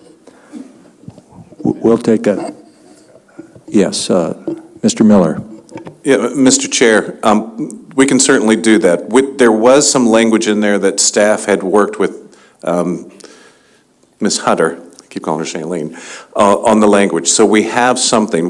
Like I said, we had taken that out because we didn't feel it was necessary. But the little bit of concern with the language we just heard is that it just says reopen. It doesn't go step by step. So through the chair, you may want to check with our reg specialist and see if she has a recommendation. And if you like that, then we wouldn't take a break. And if you don't like it, we can take that break and wordsmith it. Mr. Chair. Mr. Jensen. Yeah, thank you, Mr. Chair. I'd just as soon take a break and then see it in an RC, so we have it in front of us, everybody, so. Okay, we will take a 15-minute break and do that. Thank you.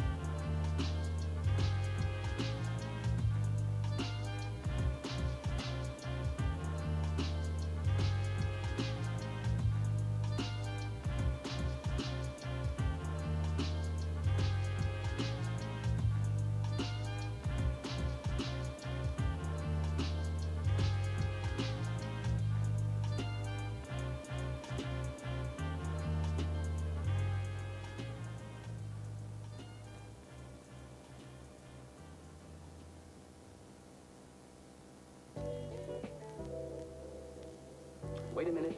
Wait a minute.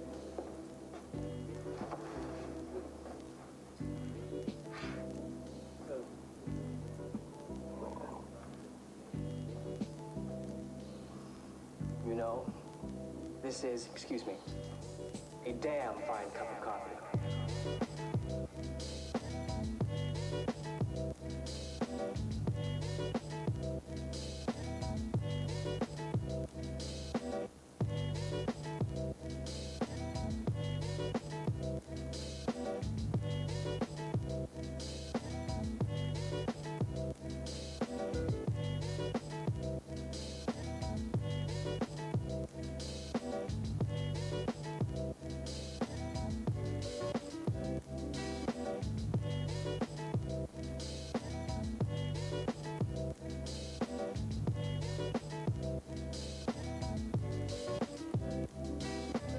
I'm gonna let you in on a little secret.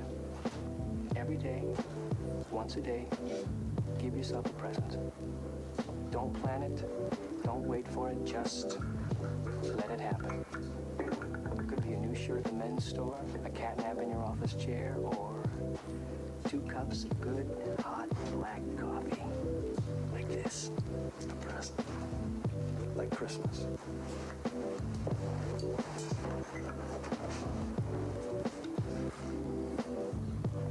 Oh, man, that is the spot.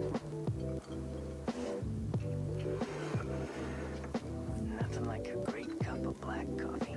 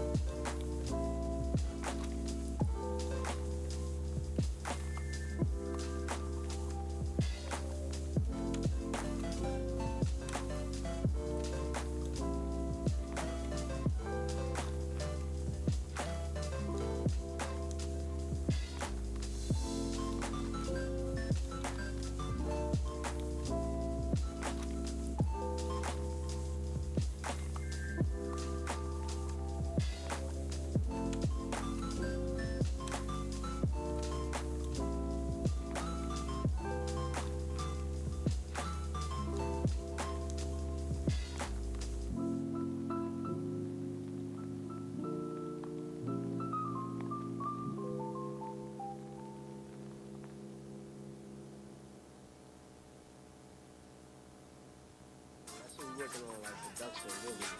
Help, you know what I'm saying? We've been, that's from the time our last album, that's what we've been doing on this time period, working on our beats, production, working on our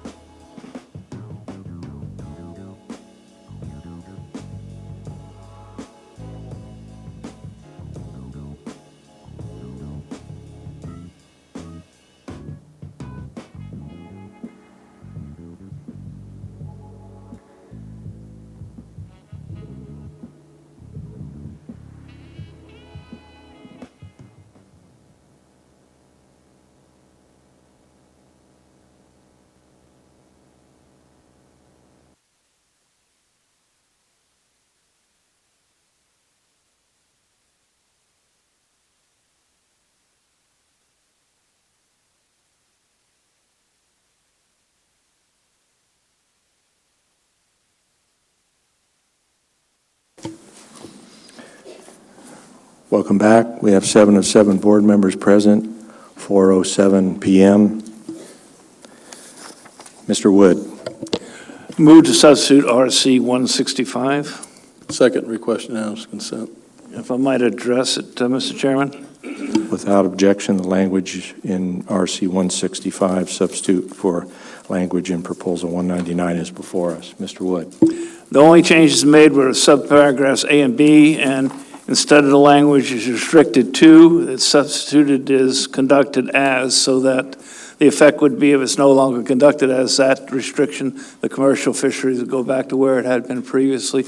The other change is insertion of the word, king salmon fishery in lieu of set gillnet fishery. So it's clear it's only the king salmon fishery that's being impacted by this. Thank you. Could we get any staff comments on that before we continue?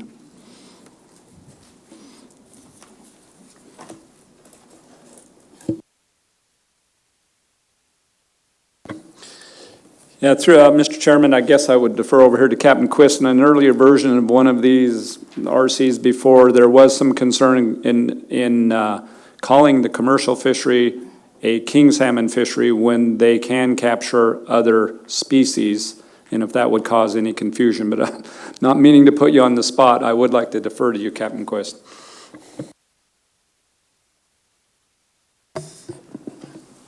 Mr. Chair, it's Aaron Peterson for the record.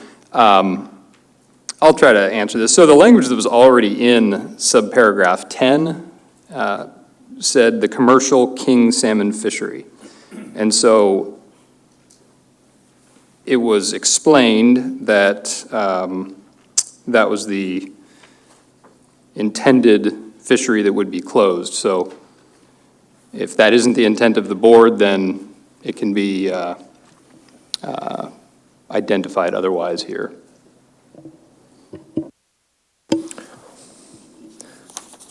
Mr. Johnson. Thank you, Mr. Chair. Thanks everyone for your patience on this. I think we've certainly addressed the problem of, or the question as to whether or not the board's intent that should these changes or restrictions or paired restrictions go one direction, they need to be able, for the sake of the commercial fishery, go back the other way. And I'm sure the department understands the intent here, and I hope there's certainly less confusion here now, but I think we have done it. So I'd like, I certainly support this revised language and the way it's been written for this proposal. Thank you. Mr. Commissioner? No? We understand the intent. Other board discussion. Mr. Jensen. Thanks, Mr. Chair. I too will be supporting this revised language, and I'm in support of it, Mr. Chair. If this proposal were to be adopted, I don't believe it would require an additional cost for direct cost for a private person to participate. It is consistent with the Sustainable Salmon Fisheries Management Policy, from what I can see. And I'll call the question. Question has been called. Errors and omissions. Director Raybung. No, Mr. Chair. Mr. Peterson. No, Mr. Chair. Captain Quist. No, Mr. Chair. Roll call vote, please, Mr. Haight. Yes, thank you, Mr. Chair. This is final action on Proposal 199, substitute language we have in RC 165. Mr. Wood. Yes.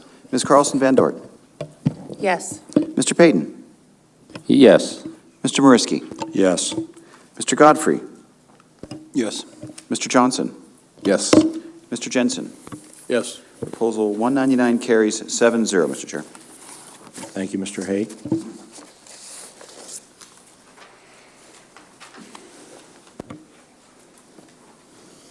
Mr. Chair? Mr. Jensen. I move we take no action on 200, 203, and 201 based on the action we took on Proposal 199. Second, ask unanimous consent. Without objection, the board takes no action on Proposals 200, 203, and 201. Proposal 225 for the record, please. Mr. Chair, Proposal 225, It's 5 AAC 6122, special provisions for the season's bag possession, annual size limits, and methods and means for the Kinnick Arm drainages area. Mr. Chair. Move to adopt. Second. Staff comments, please. Mr. Chair, Proposal 225 would limit retention of king salmon to hatchery fish as indicated by a missing adipose fin downstream of the marker currently marking the lower terminus of the Eklutna tail race fishery to the Kinnick River's confluence with Kinnick Arm. This would likely increase the area open to fishing for hatchery king salmon by about 1.5 miles. This would likely increase harvest of hatchery fish as well as mortality of wild king salmon stocks migrating upstream of the tail race in the Kinnick River and in the Madanuska River. This would also increase complexity of regulations and potentially increase costs to the department to fin clip Eklutna stock king salmon. The department began a king salmon sport fishery at this site, stocking the first smolt in 2002. One of the main objectives of the program was to take pressure off wild king salmon stocks through the supplemental hatchery fish returning to this terminal harvest area. In 2008, with the support of the department, the fishing areas was expanded 1.5 miles downstream to the lower end of a side channel of the Kinnick River that led directly upstream to the tail race, as it was likely king salmon entering this side channel would be destined for the tail race. The department opposes this proposal. Extending the fishery any further downstream of the current boundary could result in interception of small stocks of king salmon ascending the Madanuska River, subjecting them to overharvest. Hatchery fish destined for the tail race cannot be distinguished from wild fish destined for the Madanuska tributaries because they are not externally marked. Approval of this proposal would result in additional costs to the department, requiring them to externally mark these hatchery fish, Mr. Chairman. Thank you. Mr. Wood. I would be more concerned about that if there was going to be a flood of new boats, et cetera, that would be fishing from this new expanded area. But Mr. Couch was kind enough early in the year, when the water was liquid, to go take a look at this, and there could not many opportunities, even if it's expanded, for additional boats to be fishing from. From the shore, it's very difficult to get there. So I'm not that concerned about intercepting the Madanuska wild stocks, and it would simply give a little bit more opportunity to harvest in that area. So I will be voting in favor of the proposal. Thank you, Mr. Wood. Mr. Payton. So on your staff comments on page 57, you have a map, and it's hard to kind of see, but you have the dashed circle over oval circle, and that says area open to king salmon fishing. So the proposal as written or if passed would extend it downstream from that to where? Like indefinitely downstream, or would be to the bridge? Through the chair, Mr. Payton, do you want me to describe the map and then where it would be extended? Yeah, the tail race is, with the arrow pointing to it, it's kind of a long, straight tail race there. And then in 2008, we extended from that solid white line downstream that's indicated by the oval dashed line to the bottom of that side channel. And so then, so then from there, the proposer is asking to open from the bottom of that oval downstream to Kinnick Arm. And then the map just shows where how the Madanuska and the Kinnick Rivers come in relation to that side channel. Okay, when you say down to Kinnick Arm, do you need like where the river flows into the inlet, or what? Through the chair, Mr. Payton, I mean, it's the Kinnick Arm, of course, with tides and that, it changes where you'd say what's Kinnick Arm and where the Madanuska and Kinnick Rivers. It's probably just below the highway that you can see on the map. Okay. Mr. Chair. Thank you, Mr. Payton.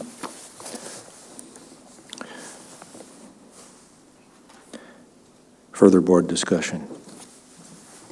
Mr. Payton. I guess I'll ask, I'm not super familiar with this area. I've fished, kind of around DeClutna Tail Race and down below it, and, sometimes clear water goes down that far and you can potentially catch fish, but much down below, especially where the Matanuska River comes in, I mean, that's very silty and muddy, and I'll be the first to admit I'm not an expert in there, but been around it many times. Is there any clear water down there where you'd even have a potential shot at catching a fish legally? Yeah, through the chair, Mr. Payton, yeah, it is pretty, those are very glacial rivers, the Kinnick and the Matanuska, very similar to the Susitna drainage. Mr. Chair. Okay, I understand maybe some additional opportunity, but, and especially on these fin-clipped fish that are straying up there, but I just don't think doing this really provides any real-world opportunity at all, and just for that reason, I'll probably be voting against it, but I don't really have a strong opinion on it anyway. I don't think anyone's going to catch any fish down there, so we can open it probably. Just not strong one way or the other, but I'll just follow the department's comments on it. Director Rutz. Yeah, Mr. Chair, you probably heard in Mr. Ivy's statements is the one reason we created that fishery was to reduce pressure off wild stocks. The Matanuska has some very small, fragile wild stocks in it. Moose Creek we haven't had a king salmon fishery on there since way before Sam Ivy was born because the stock is so small. And so we need to reduce effort on those wild stocks. There's a 1.5 mile stretch where people can fish and fit their boats in. There's not that many boats in that section. We want them to harvest hatchery fish. There's not any fin clip fish in this area right now, and like Sam said, it would cost the department a lot of money, and that money would probably have to come from reducing our stocking efforts in order to pay for clip and hatchery fish. So, that being said, we don't want to impact any of those Matanuska stocks. Ms. Carlson Van Dort. Thank you, Mr. Chairman, and thank you, Director Rutz. You answered the question I was just about to ask, so well done. But I was going to ask what the effect of the potential of increased mortality on wild king salmon stocks would be, and I think you addressed that, and for that reason, I will be voting against this proposal. Thank you. Mr. Godfrey.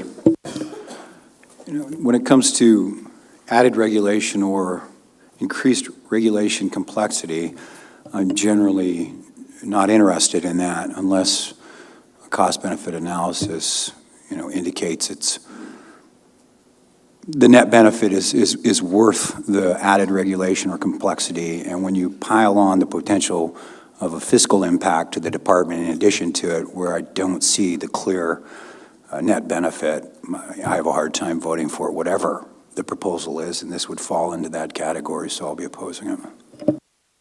Thank you, Mr. Godfrey. Mr. Jensen. Thank you, Mr. Chair. I'll be taking the precautionary approach on this one. I wouldn't want to take any more of the discrete populations that are going up there that seem to have trouble surviving. So with that, I don't want to add any potential take at all. So I'll be voting in opposition to this one, Mr. Chair. And if it were to be adopted, I don't believe it would result in any additional direct cost for the private person to participate, Mr. Chair. I'll call the question. Question has been called. Errors and omissions, Director Rutz. No, Mr. Chair. Mr. Peterson. No, Mr. Chair. Captain Quest. No, Mr. Chair. Roll call vote, please, Mr. Haight. Thank you, Mr. Chair. Final action on Proposal 225. Mr. Godfrey? No. Mr. Jensen? No. Mr. Wood? Yes. Mr. Payton? No. Mr. Johnson? No. Mr. Mariski. Yes. Ms. Carlson Van Dort. No. Proposal 225 fails 2-5, Mr. Chair. Thank you, Mr. Haight. I believe that concludes our Committee of the Whole Group 5 deliberations. I don't think we have enough time today to start on 6, so we will come back tomorrow morning and start on board deliberations on Group 6, 8:30 a.m. Thank you.